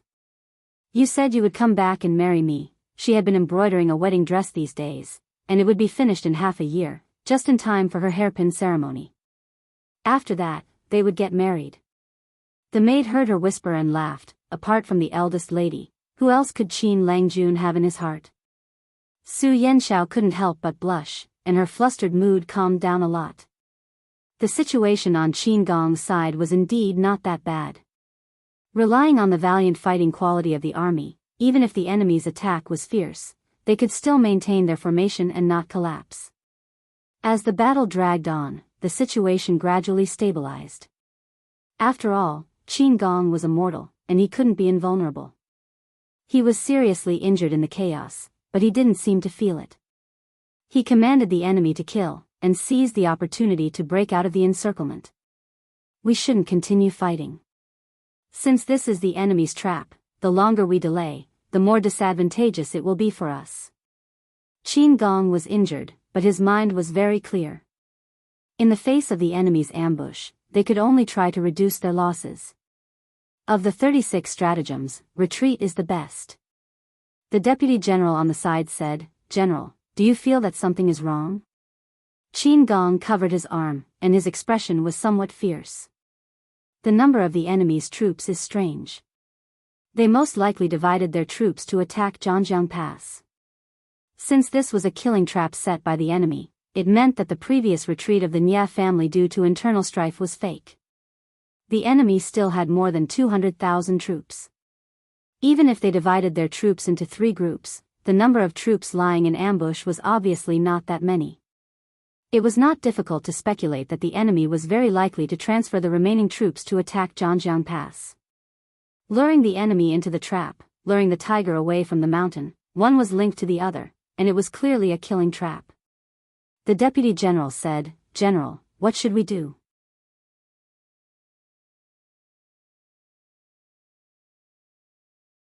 Chapter 1530.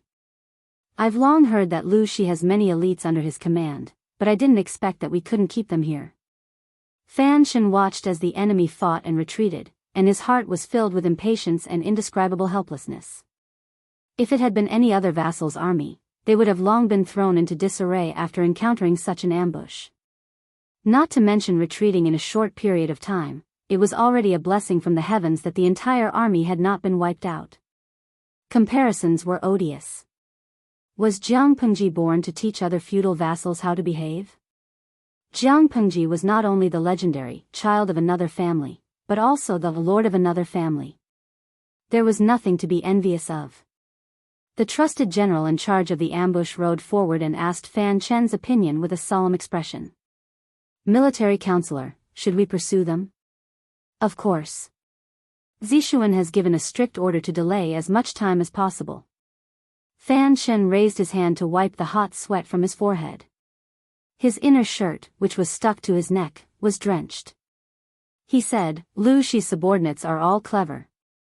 I guess they've discovered that the number of troops ambushing them isn't right. Even if they think with their toes, they'll know that we'll deploy troops to attack Zhangjiang Pass.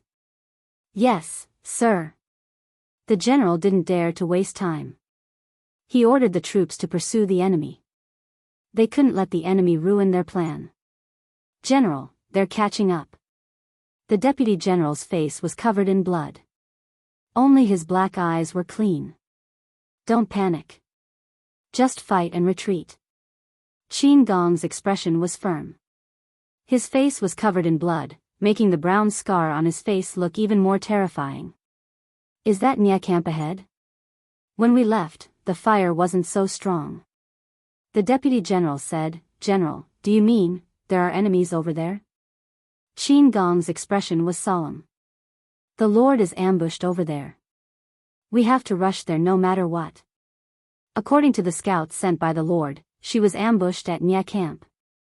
However, Nya camp had long been empty. Where did the ambush come from? After thinking about it, Qin Gong thought of the underground. The enemy was most likely hiding underground and hiding from the eyes and ears of our army. However, how did they hide the soil from our scouts when they dug so many pits to hide people? The person who arranged this ambush was truly terrifying. Whether it was in terms of scheming a person's heart or in other aspects, it was almost flawless. Si Jiang had a bad feeling when he heard this. The Lord had been ambushed in the enemy's lair. What kind of F***CK was that? Zhangjiang Pass? Not only was the deputy general worried about his lord, but he was also worried about his own nest. He was really worried that his nest would be destroyed. Qin Gong said confidently, Zhangjiang Pass has sufficient troops, and there are a few strategists overseeing it. We won't lose it. Due to the enemy's relentless pursuit, Qin Gong's side had to pay a few more casualties before they managed to shake off their pursuers. Along the way, they bumped into the remnants of Bai Ning's army. If they hadn't reacted in time, they might have had to fight in the dark. Brother Qin, you're not dead, right? Qin Gong smiled bitterly as he pulled out the arrow from his arm. He took out a piece of cloth and tied it around the wound, temporarily stopping the bleeding. He was in so much pain that his face was pale. He said in a loud voice, I'm not dead. I'm alive and kicking. Bai Ning said, reorganize the troops, turn around, and kill these bugs that are chasing us. Qin Gong panted heavily and said, the Lord has been ambushed. General Bai, it's better not to continue fighting. Bai Ning waved his hand and said casually, that's easy. Brother Qin, take half of the troops to support the Lord. I'll lead some people to delay the pursuers. At that moment, there was no better way. Qin Gong cupped his fists and said, General Bai, take care. No problem. Bai Ning laughed. I didn't get to drink your wedding wine and my precious daughter's wedding wine. When I go to hell, I'll make a scene. Qin Gong ordered half of the troops to support Jiang Pengji. Seeing that he had left, Bai Ning angrily spat out a mouthful of blood and clenched the blood-stained weapon in his hand. The sticky blood had dried up, and some of it was still warm. He shouted in the direction of the enemy. All troops, fall into formation. As soon as he finished speaking, the soldiers on the side raised their horns and blew them to convey the military order. As soon as the military order was given, the soldiers with shields lined up in the first echelon, forming a thick defensive wall on one side. The other hand held a long spear that was more than 10 feet long to block the first enemy that rushed up. The second echelon of soldiers also held long spears and assisted in cleaning up the fish that slipped through the net. The archers were in the third echelon, trying their best to seize the opportunity to cause heavy damage to the enemy. Bai Ning said in a gruff voice, "I'm standing here. No one can get past me." Although Bai Ning was not young, his archery skills were ranked among the best in the army.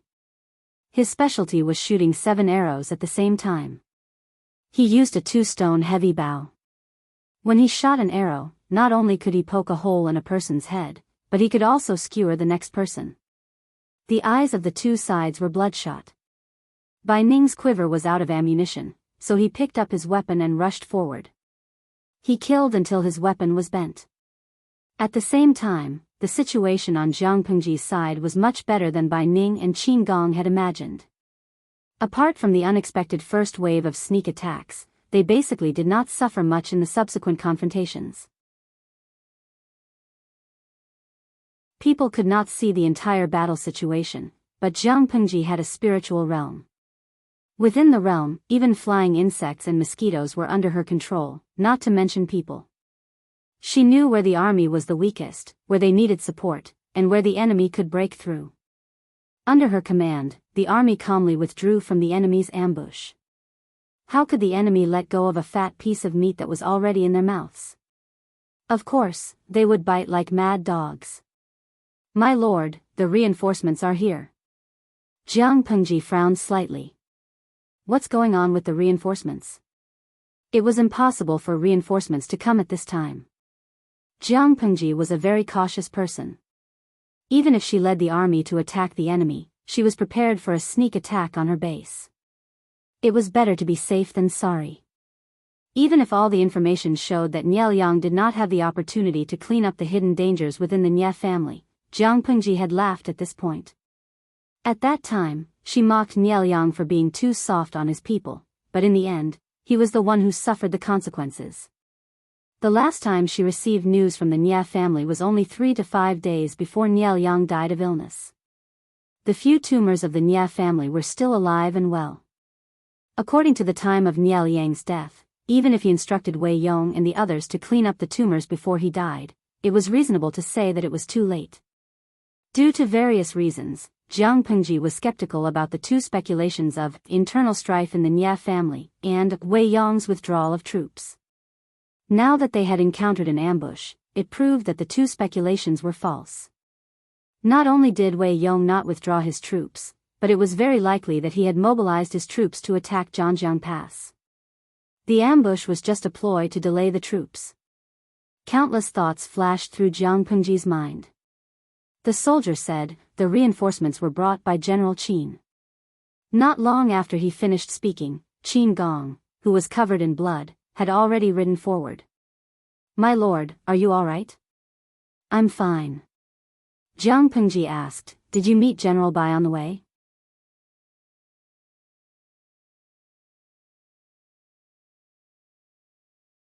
Chapter 1531. My lord, Zhangjiang Pass. Although Qin Gong looked confident, he was not sure if Zhangjiang Pass could be defended against a sneak attack. Jiang Pengji said, "Don't worry. I told Wen Zheng and the rest to be careful before the army set off. Zhangjiang Pass will definitely not be lost." Qin Gong was slightly relieved, but he still had doubts. Jiang Pengji noticed this and smiled to comfort him. "If Zhangjiang Pass is breached, I will hug the keyboard and kneel in front of the old chief until I die." Qin Gong was speechless. Old chief? Keyboard? What the hell? Jiang Pengji coughed softly and covered up her words perfectly. She was getting more and more adept at lying. "The old chief was the one who gave me the strange book in my dream. Later, he continued to teach me in my dream. He's like a teacher and a friend." Qin Gong suddenly realized. I see. What she said was not entirely false.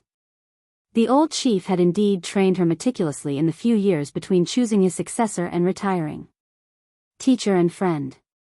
It was not wrong to use these words to describe their relationship. Jiang Pengji was a wolf.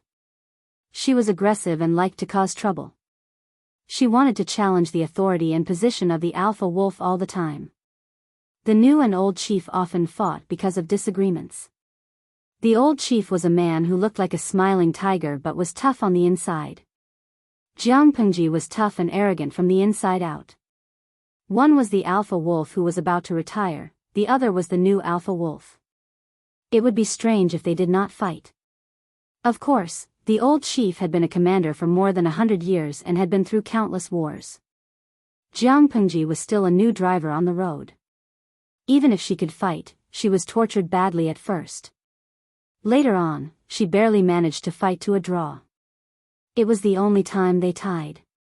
Jiang Pengji suspected that the other party went easy on her. I'm leaving tomorrow. The 7th Army is the best army in the Federation. I hope you don't ruin its reputation. Jiang Pengji was so tired that she could not even move her fingers. Her mouth was still hard and smelly. The future belongs to more outstanding young people.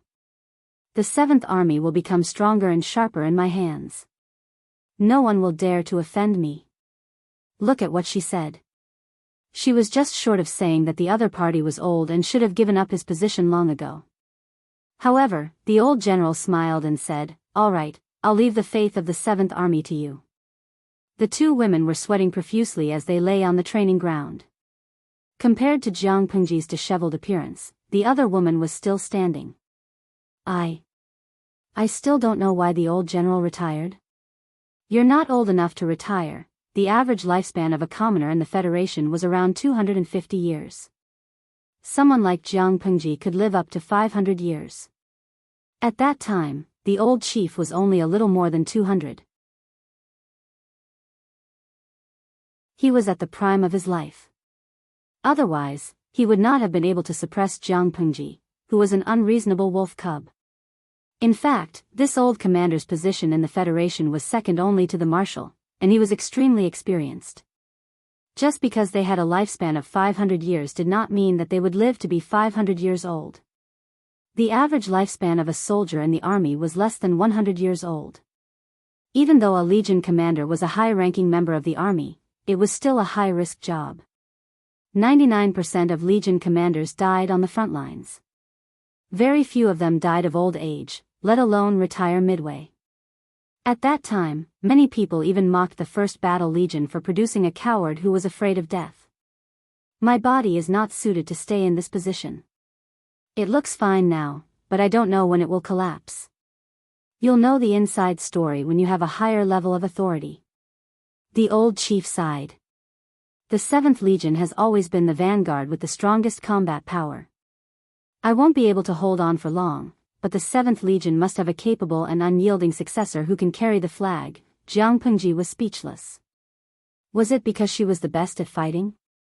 If the old chief's current combat state was not good, then what about when he was at his peak? The more she thought about it, the more annoyed she became.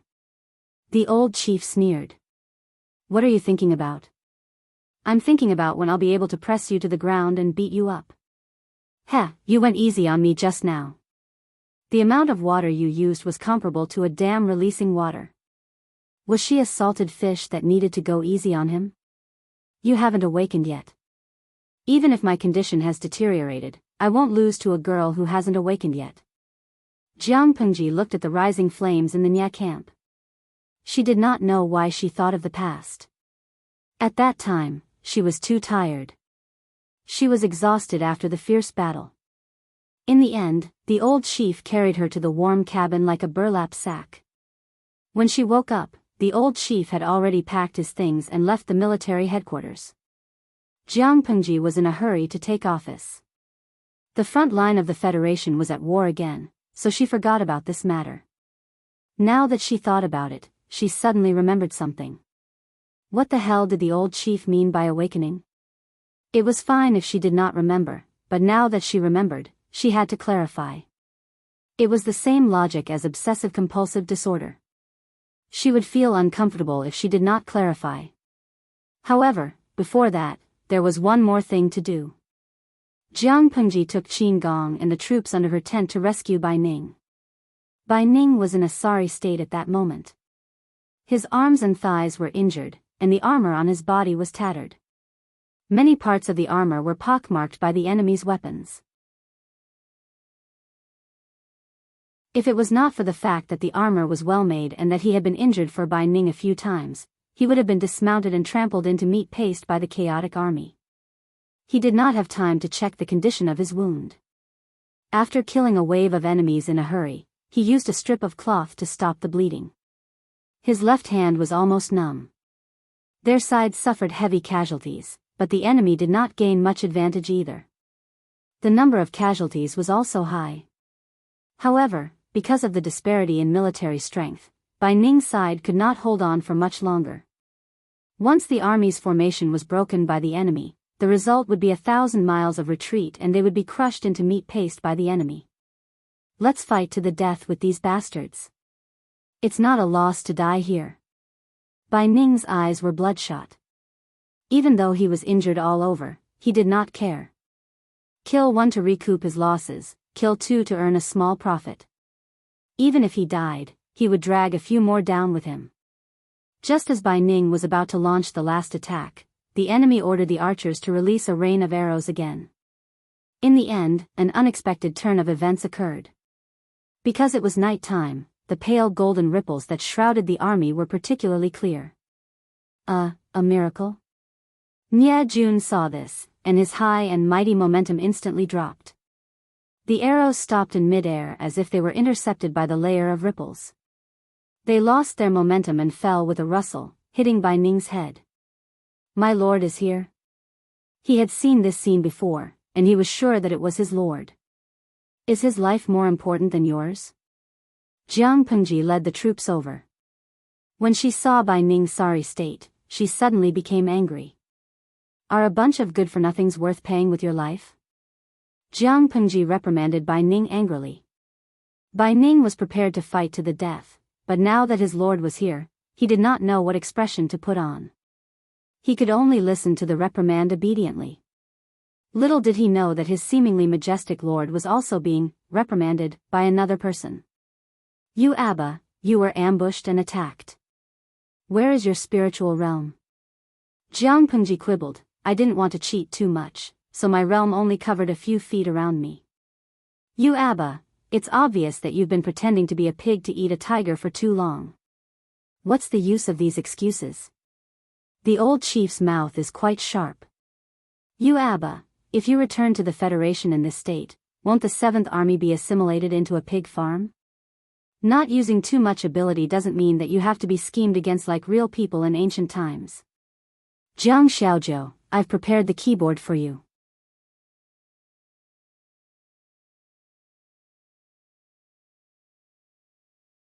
Chapter 1532. My lord? Bai Ning clearly felt that his lord's mood was not right. He didn't dare to raise his voice for fear of igniting the firecracker. Jiang Pengji gripped the hilt of her sword tightly and sneered, order the soldiers to get into formation and face the enemy. Tonight, no one can leave. Bai Ning's body trembled, and his voice was like thunder. Yes, my lord. Ordinary soldiers couldn't feel it, but Qin Gong and Bai Ning, who were near Jiang Pengji, were secretly shocked. Most of the generals who had some achievements in martial arts could feel qi, such as the enemy's murderous aura and the murderous intent in the dark. Their awareness combined with their reflexes, which had been trained for a long time, allowed them to avoid many fatal attacks. The stronger their martial arts, the clearer their perception. There was no doubt that Qin Gong, who became famous at a young age, and Bai Ning, who was experienced and ruthless, belonged to this category. They clearly felt a strong murderous intent emanating from their lord's body. Not only did they feel uncomfortable, but the warhorses around them were also affected. Bai Ning didn't care about the injuries on his body. He was speechless and said, My God, how many people has my lord killed? To cultivate such a murderous aura, it was probably not enough to kill 1,000 people. She probably needed to kill 10,000 people. No matter how many times he tried, Bai Ning couldn't associate his lord, who was usually playful, angry, and talkative, with her decisive killing on the battlefield. It was like he couldn't bear to see Li Hanmei kill people on the battlefield with a gun and go home to pick up a sweater to knit. Jiang Pengji acted as if she didn't hear Bai Ning's complaints. She gave several military orders in a row. The enemies who caught up were shocked when they saw the formation. Some of the generals couldn't help but sneer. Are the troops under Lu Shi's command indulging in fantasy? Isn't that right? Now they're like stray dogs. How can a group of defeated generals and soldiers make a comeback? Some people sneered. Naturally, there were also people who were secretly shocked. Some even had the idea of fighting back. The reinforcements who arrived late didn't see it, but the first batch of soldiers who surrounded Bai Ning saw a miracle again. The sky full of arrows was blocked by a layer of strange golden ripples. The gods had personally participated in the battle. They were just a group of ordinary people. Could they defeat the gods? Thus, one wave of soldiers had high morale, while the other wave had low morale. When the two were compared, the effect was very obvious. No matter how the general scolded them, the group of soldiers did not dare to move forward. Some of them even muttered things like, "God is coming," and "God will curse us to death." Their legs were trembling and their hands were weak. They were so scared that they pushed back. Seeing this, the general could only attack angrily. He chopped off the heads of 3 or 4 deserters, intimidating the group of soldiers in an instant. Whoever dares to take a step back will end up like this. The soldiers at the front were still dealing with the enemy, but these cowards actually wanted to desert. It was better for them to die so as not to affect the morale of the army. The soldier cried, "It's not that we want to escape. It's obviously that God is here. God. God is here. Arrows can't hurt them." The general sneered, "Can't injure him? Spouting nonsense and disturbing the morale of the army, this is a crime worthy of death." After saying that, the general cut off the soldier's head. Because he used a lot of strength, he even cut off half of the soldier's upper body. After killing more than 10 people in a row, the chaos was finally suppressed. The cowardly soldiers could only charge forward again. The general revealed a disdainful sneer and shook off the warm blood on the blade. What God? What can't hurt them? If they had this ability, what happened to those enemy soldiers who died tragically because of their sneak attack? The two armies fought fiercely and both sides suffered casualties.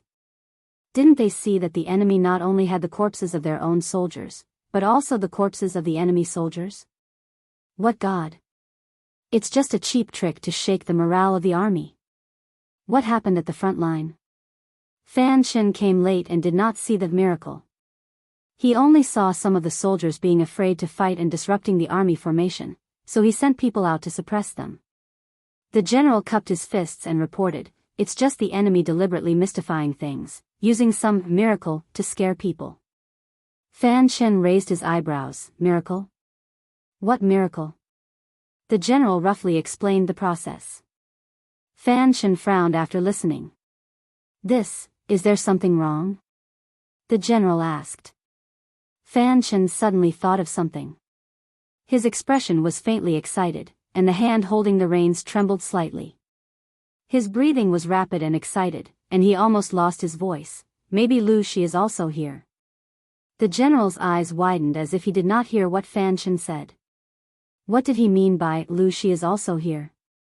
Fan Shin said, "Lu Shi is a person with unparalleled combat power. According to investigations, during the 3 years she was studying in Langia County, she often fought fiercely with others. Now that she has become a duke, she still does not change her bad habits. She goes to the front line to fight generals, and even more, she even wants to get involved in a chaotic battle between 2 armies." This was not the first time the general had heard this, but he always found it unbelievable. Why did the people always say, "Good men don't become soldiers, good women don't marry"? It was not only because being a soldier was lowly and difficult to stand out, but also because the survival rate was low. No one wanted to bring up their own son or new husband to fight on the battlefield. From this, It could be seen how touching the survival rate was and how dangerous the battle between the two armies was. Dignified dukes actually fought in a chaotic battle like ordinary soldiers. What would happen if they were mistakenly killed in front of the battle? Not to mention dukes, ordinary generals would not personally participate in a chaotic battle. Even if they participated in the battle to kill, they would bring 20 to 30 bodyguards with them. Soldiers were easy to find, but generals who knew how to fight were not easy to find. Every one of them was considered a gold mine, and they could not be lost. Generals were like this, let alone dukes. Lu Shi left Jianghu Pass. Fan Chen sneered. That so-called miracle has only appeared twice. According to the thinking of the ancients, not everyone could be blessed by the gods. They only knew of Jiang Pengji. It was the same miracle, so could it be confirmed that Jiang Pengji was also at the front line? If that was the case, Fan Chen could not easily let her go. Jiang Pengji still had no heir. If she died here, the power she left behind would definitely collapse. Fan Chen was secretly calculating, but Jiang Pengji, the person in question, seemed to be on steroids. She killed people so quickly that even her own people were afraid. The enemies in front of her were not like living people, but more like straws in the field. She was not holding a sickle to cut straws, she was clearly driving a reaper to reap the heads of rows of people. This was not the scariest thing. The scariest thing was that after killing so many people, her eyes were still clear. What did this prove? It only proved that the enemies were not human in her eyes. Perhaps they were not even comparable to chickens and ducks. Ordinary people would feel uncomfortable killing too many chickens. Fortunately, this person was their lord and not their enemy. Because it was dark at night and their field of vision was limited, Fan Chen and the others had not noticed this area. He ordered the troops to split up and attack the rear. As soon as the troops were mobilized, Jiang Pengji knew his plan. Feng Jing, go to the rear and command. The enemies are coming. She retreated after killing for a while. As soon as she approached, Qin Gong smelled the suffocating smell of blood. Yes.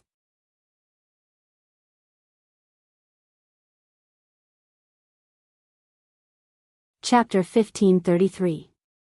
As soon as Fan Chen moved, Jiang Pengji knew that the sneak attack from the rear had failed. Instead, they had lost a lot of troops. I wonder how the battle at Jianghu Pass is. Jiang Pengji was already covered in blood. She looked terrifying, but the blood belonged to the enemy. Not even a strand of her hair was missing. There was a beep next to her ear. The old chief had sent her a private message. Your Abba, if you want to know what's going on over there, just use your spiritual realm. Don't tell me you're that weak. Jiang Pengji had transmigrated and changed into an ordinary person's body. It was understandable that her physical skills had declined, but it was not to the extent that her spiritual realm was weak. Lu Shi is an ordinary person. Excessive use of the spiritual realm will cause harm to this body. Besides, I haven't used it for years. I can't remember it now. Jiang Pengji smiled awkwardly. Her smile was covered by blood. Sincerity could not be seen. Instead, there was a hint of ferocity. It's not a good thing to be at ease for too long. I'm really worried that I won't be able to adapt to the pace of the Federation in the future. Although she said that, she still used her spiritual realm to take a look at the battle at Jianghu Pass. The city gate was secure. It had not been lost. The enemy had not succeeded yet. She quickly retracted it after taking a look. At the same time, Wei Ci looked in a certain direction outside Jianghu Pass. His eyes showed some confusion. Just now I seemed to have sensed the Lord. Was it an illusion? There were 150,000 enemies outside Jianghu Pass. Their battle cries shook the heavens. Flames soared into the sky and lit up the place until it was a city that never slept. With the previous lesson, Wei Ci had brought enough troops and hundreds of catapults. The power of the siege was far greater than the previous time. As the saying goes, soldiers with arms and water with earth. No matter how many catapults the enemy had, the city gate was still secure. It was just that the battle on the city wall was particularly fierce. The stench of kerosene stimulated everyone's nerves. In everyone's eyes, there was nothing else but the enemy. Tonight, it was either the enemy or they who would die. What a tough bone to chew. He can still defend in this situation. The general of the Nya camp looked at the city wall covered with ladders and ropes. His expression was full of malice and ferocity. His black eyes were reflected by the flames. Wei Ci said, Lu Shi's vigilance is far beyond our imagination. If a sudden attack was launched, the defending side would not be prepared and would most likely be flustered. According to Niel Yang's plan before his death, Jiang Pengji was confident that she would dispatch the army to pursue the bait they had thrown out. The garrison at Zhangjiang Pass would be greatly weakened. They took advantage of the night to attack the city, and the enemy hastily responded. Faced with the Nya family's army that went all out, even if Jiang Pengji's side could resist for a while, they would definitely not be able to defend Zhangjiang Pass. In order to protect themselves, they could only lead their troops to abandon the pass and retreat. The result was a huge disappointment. Wei Long led his troops to attack Zhangjiang Pass. Although the enemy hastily responded to the battle, they did not immediately collapse. Reinforcements arrived just in time.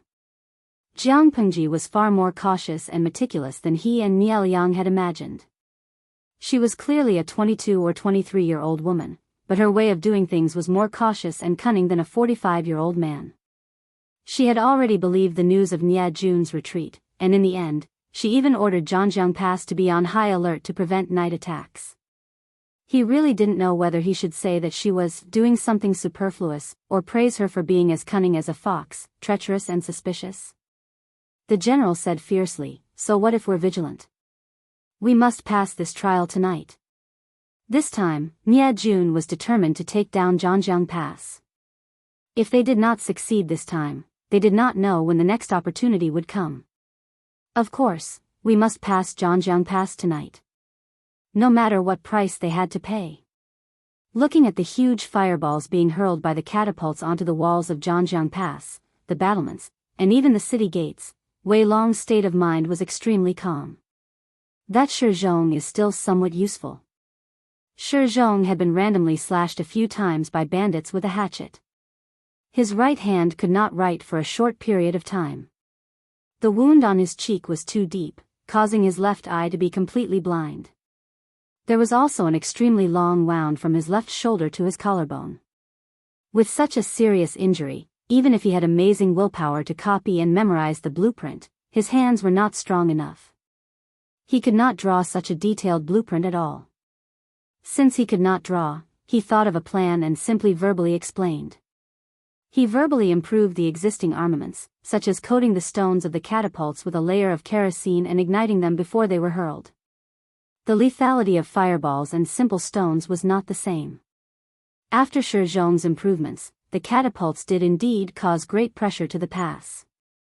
Without Jiang Pengji, the godly archer, and due to the weather, the soldiers controlling the ballistae could not effectively destroy the enemy's catapults. After such a long time, they had only destroyed 4 or 5 catapults. In desperation, Wei Ci could only order the catapults on the city walls to aim at the enemy's catapults. The efficiency was much higher than destroying the catapults with the ballistae. At the same time, they could also target the enemy's archers.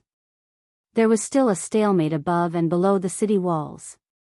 For the time being, Zhangjiang Pass was not in danger of being lost. Jiang Pengji's side was much more relaxed. Even if the enemy outnumbered them, with her precise command, she could always make the enemy suffer losses. Not only that, she also took the time to ask the old chief about it, lest she forgot about it after the war. I remember before the old chief retired, he once mentioned awakening. What is that? You Abba, you're still half-hearted in war. If your subordinates knew about this, how would they feel? Don't change the topic. There was silence on the other side for a while, as if she had to rack her brains to think of a few sentences. You Abba, about this matter. Sigh, the child has no mother. It's a long story. Make the long story short. UABA, the current power system of the Federation, focuses on developing the limits of the human body. The key lies in the genes. Under normal circumstances, the genes of ordinary people will evolve with the development of inheritance from generation to generation. However, some geniuses can condense the evolution of hundreds or even thousands of years into a few short years. This is genetic unlocking, completely unlocking the shackles and exploding the limits of the human body. However, no one can answer how many genetic locks exist. Perhaps the end is the eternal life that all scientists dream of. Jiang Pengji frowned slightly. UABA, I'm going off topic. The awakening I mentioned is essentially similar to genetic unlocking, but it's also different. The latter is to develop the potential of the human body, while the former is to trace back to the source and return to the ancestral inheritance. Why do you think the direct descendants of the Jiang family were attacked by the forces of the heavenly brain? Because the direct descendants of the Jiang family have an ancient bloodline. You are the last direct descendant, and at the same time, the only one who has the chance to awaken the ancestral power. This power is what the defector heavenly brain fears the most. Only you can completely kill it. What if I can't awaken? You Abba, die. The Federation will be buried with you. Don't worry, I'll mail you the best coffin. Heartless woman. Jiang Pengji curled her lips. No, this body belongs to Lu Shi. How can I awaken? You Abba, the ancient bloodline of the Jiang family is rather special. It doesn't attach to the body, but to the soul. Jiang Pengji lowered her eyes, as if remembering something. The awakening thing can change hair color?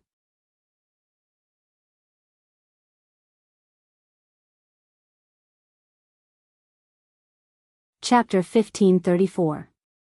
Changing gender? So vicious. Jiang Pengji said that, but her eyes lit up. She was eager to try. You Abba, what do you want to do? Based on her understanding of Jiang Pengji, it was probably not a good thing. She had no integrity at all. Jiang Pengji said, well, we are all adults. Let's not beat around the bush. I want to cry Zixiao. Your Abba, you should really let your little girl see what kind of animal you are. What kind of tricks are you thinking about? Jiang Pengji muttered, just tell me if it's possible.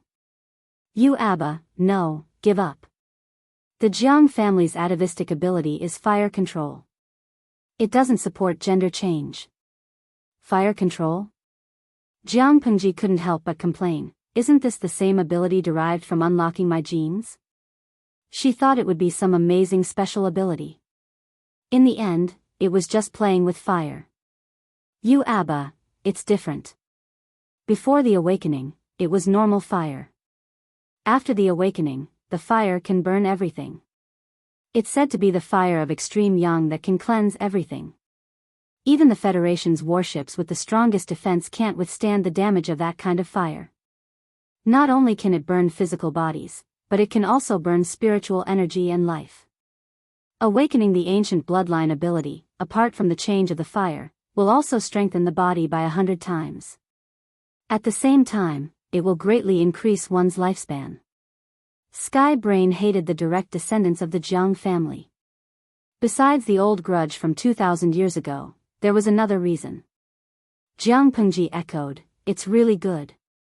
I won't need flint to start a fire in the future. You Abba. To be honest, if your ancestors heard what you said, they would most likely die with grievances. Including Jiang Pengji, there were only 3 awakened in 2,000 years. The first 2 were famous people who killed so many enemies of the Federation that they were terrified. But Jiang Pengji used them to start a fire? Be a little more promising, okay? Jiang Pengji couldn't help but roll her eyes. What was the use of her ability no matter how amazing it was? The enemy was a group of ordinary people. In order not to bully them, she restrained her spiritual domain. What else could she do? Jiang Pengji couldn't help but complain, if I don't use it to start a fire, what else can I do? Didn't the old chief just say that the fire after awakening can burn spiritual energy? In the words of this era, the human spirit is the so-called 3 souls and 7 spirits. This fire of mine is enough to extinguish a person's soul. It's just a war, there's no need to be so ruthless. All in all, this is a useless cheat. For the current her, it was indeed useless. Your Abba, his words were reasonable, and no one could refute him. Jiang Pengji's current state was like a main account with a full set of godly equipment going to the beginner's village. She could still defeat all the other players in the village without her godly equipment. To put it bluntly, it was meaningless to give her a set of godly equipment at that moment. The old commander felt that he should redeem himself. Your Abba, don't underestimate it. It will be very useful in the future. The old chief went offline, leaving Jiang Pengji with a lot of questions. Jiang Pengji looked at the chaotic battle and took a deep breath. She told herself again and again that this was a battle between ordinary people. She had to restrain herself. Although Jiang Pengji had been talking to the old chief for a few minutes, she did not stop killing the enemies. No matter if it was an enemy or a comrade, no one would have thought that Jiang Pengji could still be distracted by talking to someone while she was on a killing spree. If they knew, they would be so depressed that they would vomit blood. Of course, Fan Chen and the others were depressed enough. No matter how they ambushed or how they deployed their troops to attack, the enemy seemed to have predicted their actions in advance. Their defense was impenetrable. Even if they outnumbered the enemy by a lot, they did not have much of an advantage. At that moment, news came from the front line. Military advisor, the enemy has a valiant general. His combat power is really terrifying. The soldiers can't stop him at all.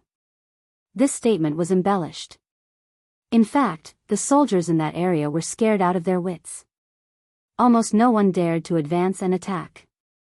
If they did not take any measures, the enemy might use that area as a breakthrough and counterattack. Fan Chen asked, terrifying? How terrifying can he be? 100 people can't do anything to him. Fan Chen frowned slightly.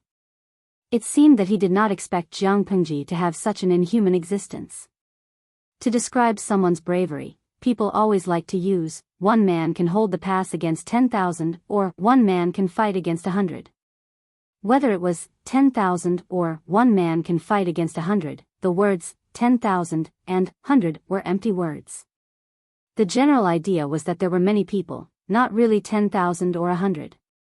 Even if it was a highly skilled general, when faced with hundreds of enemies, he would most likely lose his life. No matter how skilled he was, he had 2 hands and 2 feet. There was a limit to his physical strength. It was impossible for him to not be tired or injured. If Jiang Pengji really had such a general under her command, she should have some reputation. Unless, a light flashed in Fan Chen's mind. He suddenly thought of something. He just speculated that Jiang Pengji was very likely to be at the front of the battle. At that moment, a young general with unparalleled bravery appeared. Could it be, how is Lu Shi's combat power? He asked the deputy general beside him. This deputy general was someone who had seen Jiang Pengji fight generals at the front of the battle. The deputy general answered honestly, this person is a brave general that is rare in the world. If I were to fight him, I wouldn't last more than half a cup of tea. Jiang Pengji had fought generals at the front of the battle and killed several people in a row. Those generals were all ranked highly in the Nya camp. Why are you suddenly asking about this, military counselor? Fan Chen said, take a guess. Is it possible that the young general who reported to us just now is Lu Shi? The deputy general was shocked by Fan Chen's speculation. Is this possible? He expressed that he did not understand the way the vassal's brain worked. It was fine to fight generals. If one's martial strength was high, there was a high chance of survival in a one-on-one fight. However, it was a chaotic battle now. The soldiers of the 2 armies could only rely on the color of the cloth tied around their armors, necks, or arms to distinguish between the enemy and their allies. As a vassal, it was fine that she did not stay at the rear and came to launch a sneak attack. Now she even dared to intervene in a chaotic battle. He admired her for being a man. Fan Chen said coldly, there is a 70% to 80% chance that it is accurate. Even if it was not accurate, Fan Chen wanted this young general to die here. Jiang Pengji had such a capable general under her command. It would greatly boost the morale of the two armies when they fought. It would be a disaster to keep him alive. Fan Chen's speculation was naturally correct. The person who was unrestrained and killed 300 enemy troops in a short time of half a stick of incense was Jiang Pengji. I feel like my identity has been exposed. After a while, Jiang Pengji clearly felt that the enemy was deliberately targeting her.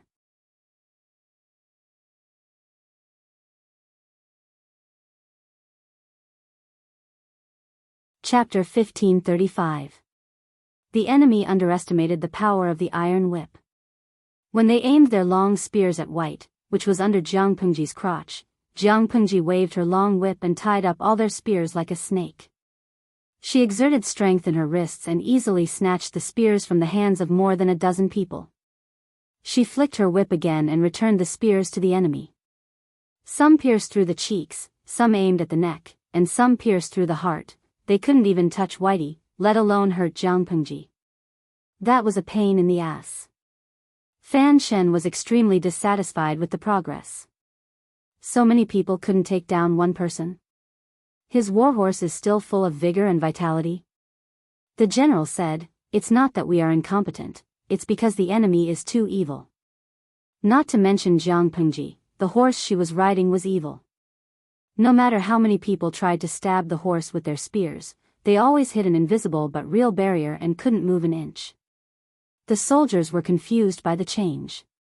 While they were in a daze, the general on the horse used his iron whip to sweep away the spears or directly hit the heads of the soldiers who surrounded him.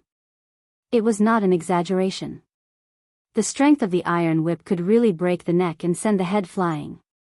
The deputy general didn't even know how to describe how bloody and violent the scene was. Fan Chen said, it's really Lu Shi. No matter what price we have to pay, we can't let this person live.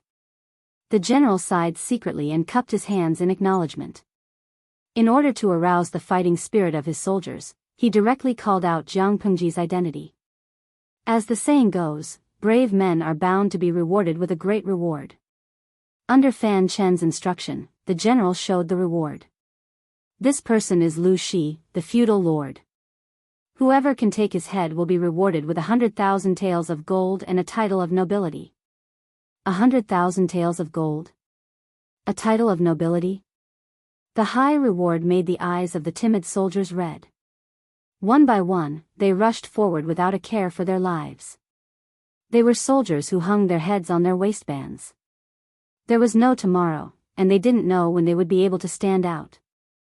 Now that there was an opportunity in front of them, they had to fight for it even if it meant risking their lives. Maybe they could steal Jiang Pengji's head. Now that he had obtained the head, he would be rewarded with 100,000 gold coins and a noble title. He would only need to enjoy it for the rest of his life. When Jiang Pengji's identity was exposed, Bai Ning and the other two hurriedly sent soldiers to escort Jiang Pengji to retreat, but their lord refused. A bunch of trash wants my head? Jiang Pengji felt humiliated.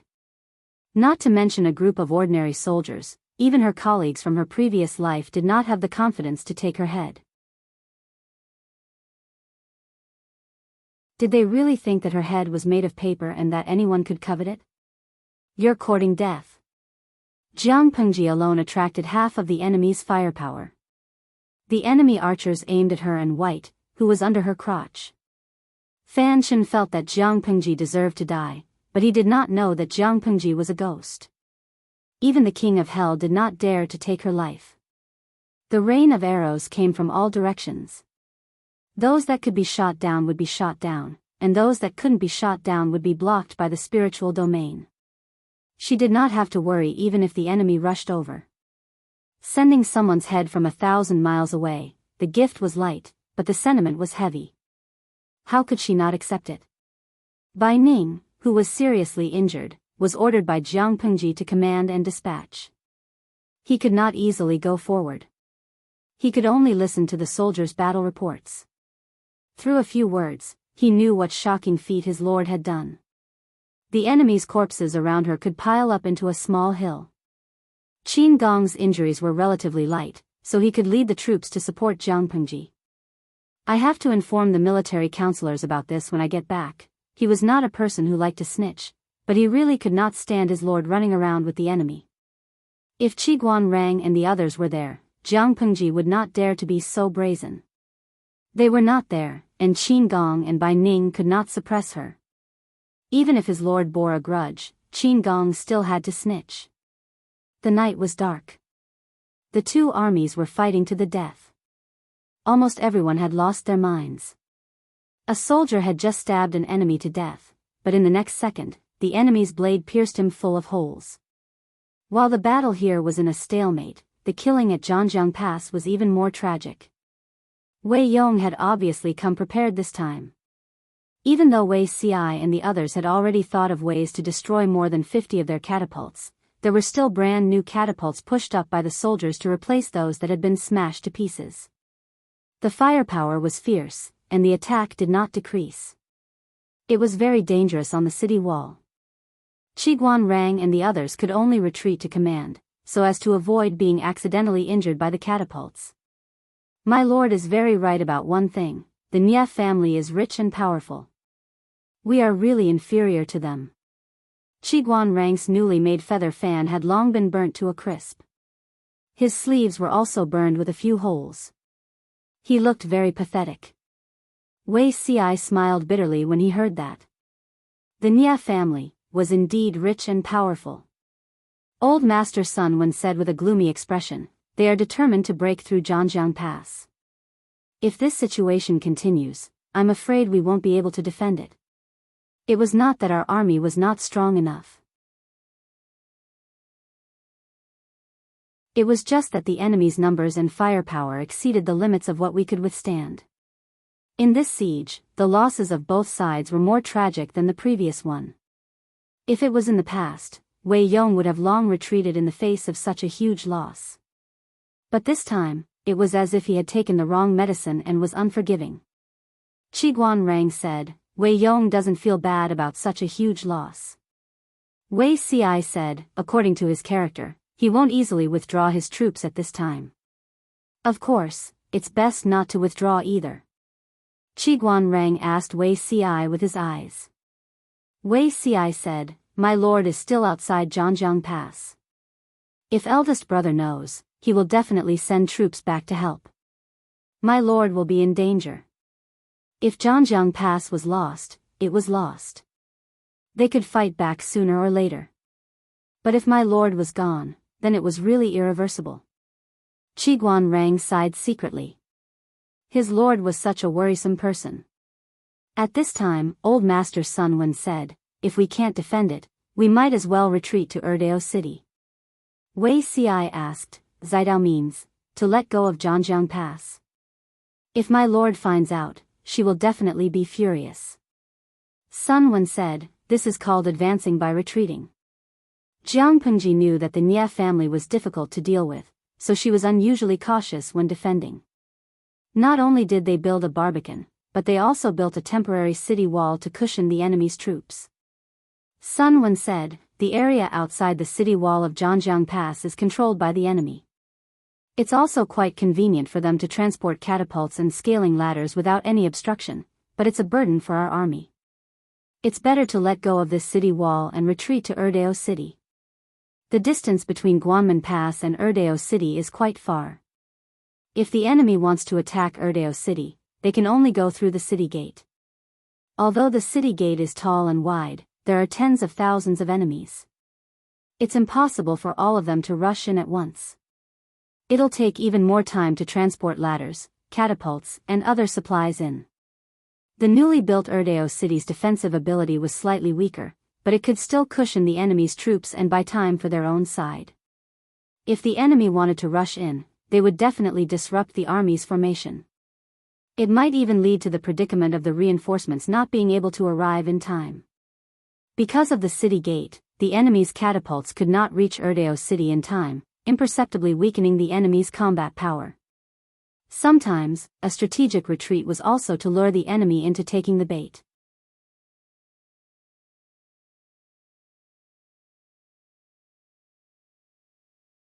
Chapter 1536. Wei Ci looked hesitant. Even if he knew that Old Master Sun Wen's plan was feasible, there were too many variables. Since ancient times, how many fake retreats had become real collapses because of unforeseen events? Soldiers did not know the plans of their superiors. They only knew that if they were defeated by the enemy and fled, it would definitely affect the overall morale. Morale was something that could not be seen or touched, but it was too useful on the battlefield. With high morale, even rookies could chase elites around. With low morale, even the best elites could not defeat the enemy's grassroots. Wei Ci was not against Old Master Sun Wen's plan. He just wanted to minimize the negative impact of a retreat. Seeing this, Qiguan Rang chose a compromise. Let me command here to resist for a while. The two of you go to Erdeo City to prepare for the enemy, Qiguan Rang said decisively. If we retreat at the last minute, the soldiers will think that we are no match for the Nya army. If we make arrangements in advance, the impact of the retreat should be minimized. Of course, Wei Ci could not agree to leave Qiguan Rang alone to command. Even with the help of several generals, he could not take care of the entire battle situation alone. At this moment, they were already stretched thin. If Wei Ci and Sun Wen left, Qiguan Rang would be under considerable pressure. Qiguan Rang shook his head and said, "There's no time to lose. Go and prepare as soon as possible." Looking at the situation, the city gate can still hold for a quarter of an hour. Wei Ci and Old Master Sun Wen looked at each other and did not continue to object. This was not the time to waste time. Any delay would cost countless lives. Someone. Qiguan Rang's eyes darkened. He summoned the soldiers and said, "Immediately send people to pile the extra stones at the entrance of the city gate." The enemy's attack was fierce. Even though the soldiers on the city gate had tried their best to kill the enemy soldiers carrying the siege logs, there would be another batch after they were killed. The enemy tried their best to cover them. When dozens of people carried the siege logs and hit the city gate, Qiguan Rang could feel the ground tremble slightly under his feet. Even though the main materials of the city gate were thick solid wood, bronze, and fine iron, it could not withstand such violent ravages. Since the city gate would be breached sooner or later, it was better to seize the time to block the enemy. Military counselor, if the city gate is blocked. The general looked hesitant. He was one of the people who knew that his lord had led troops to attack the enemy at night. If the entrance was blocked, not only would it hinder the enemy, but it would also hinder the return of his lord. Qiguan Rang said coldly, "You only need to obey military orders and not question them in front of the battlefield. I know what to do in an emergency." The general cupped his fists and said, "Yes, sir." After saying that, he immediately ordered his men to use a portion of the stones to block the entrance of the city. The entrance to the city was blocked. Even if the enemy continued to use their siege weapons to break open the city gate, it would not be easy for them to charge into Zhangjiang Pass. Calculating, they should be able to delay for a while. Why are the two military counselors back? Could it be, Feng Yi was arranging for the soldiers to send the city defense equipment to the front line? Out of the corner of her eye, she caught a glimpse of Wei Ci and the other man rushing over. Her heart thumped. Wei Ci raised his hand to stop Feng Yi from speaking. He said briefly, "The frontline city gate has not fallen." Feng Yi's eyes were filled with worry. Even though they were so far away, he could still hear what was happening in Yidao City. He was constantly on tenterhooks, but there was a limit to what he could do. He could only try his best to do what he could. While busy, he enriched himself and gained experience. Sun Wen asked, "Where's Lan Lan?" Feng Yi said, "There are too many wounded soldiers sent over from the front line. To prevent chaos, Sun Lan is helping to direct the transfer of the wounded soldiers to the casualty barracks." When the two armies fought, the number of soldiers who died on the spot was not high. Most of the soldiers died because they were not treated in time. Jiang Pengji was clear about this. Naturally, she had to take measures to reduce the death rate. For this purpose, she even specially set up a combat medical battalion. The soldiers of this battalion had to learn a certain amount of first aid knowledge. They also had to learn combat skills from ordinary soldiers. Their duty was to specifically transfer the wounded soldiers who had lost their combat ability but were not yet dead. Their medical knowledge did not have to be better than the military doctors in the casualty barracks, but they had to know how to minimize the secondary damage of the wounded soldiers when transferring them. Their combat skills did not have to be better than the combat troops, but they had to learn how to protect themselves. The soldiers of this battalion were basically between the logistical medical unit and the frontline combat troops. Although they were not as good as the top, they were not weaker than the bottom.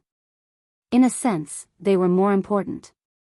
The number of wounded soldiers at the front line increased. The transfer was disorderly. Sun Lan took the initiative to ask for help. When Sun Wen heard this, he felt gratified and a little melancholy at the same time. He was also a person who had experienced great storms. Naturally, he knew what kind of place the logistical medical unit was. It looked like it was at the rear, but the scene was no less than hell on earth. In the past, Sun Lan had not even seen a chicken being slaughtered.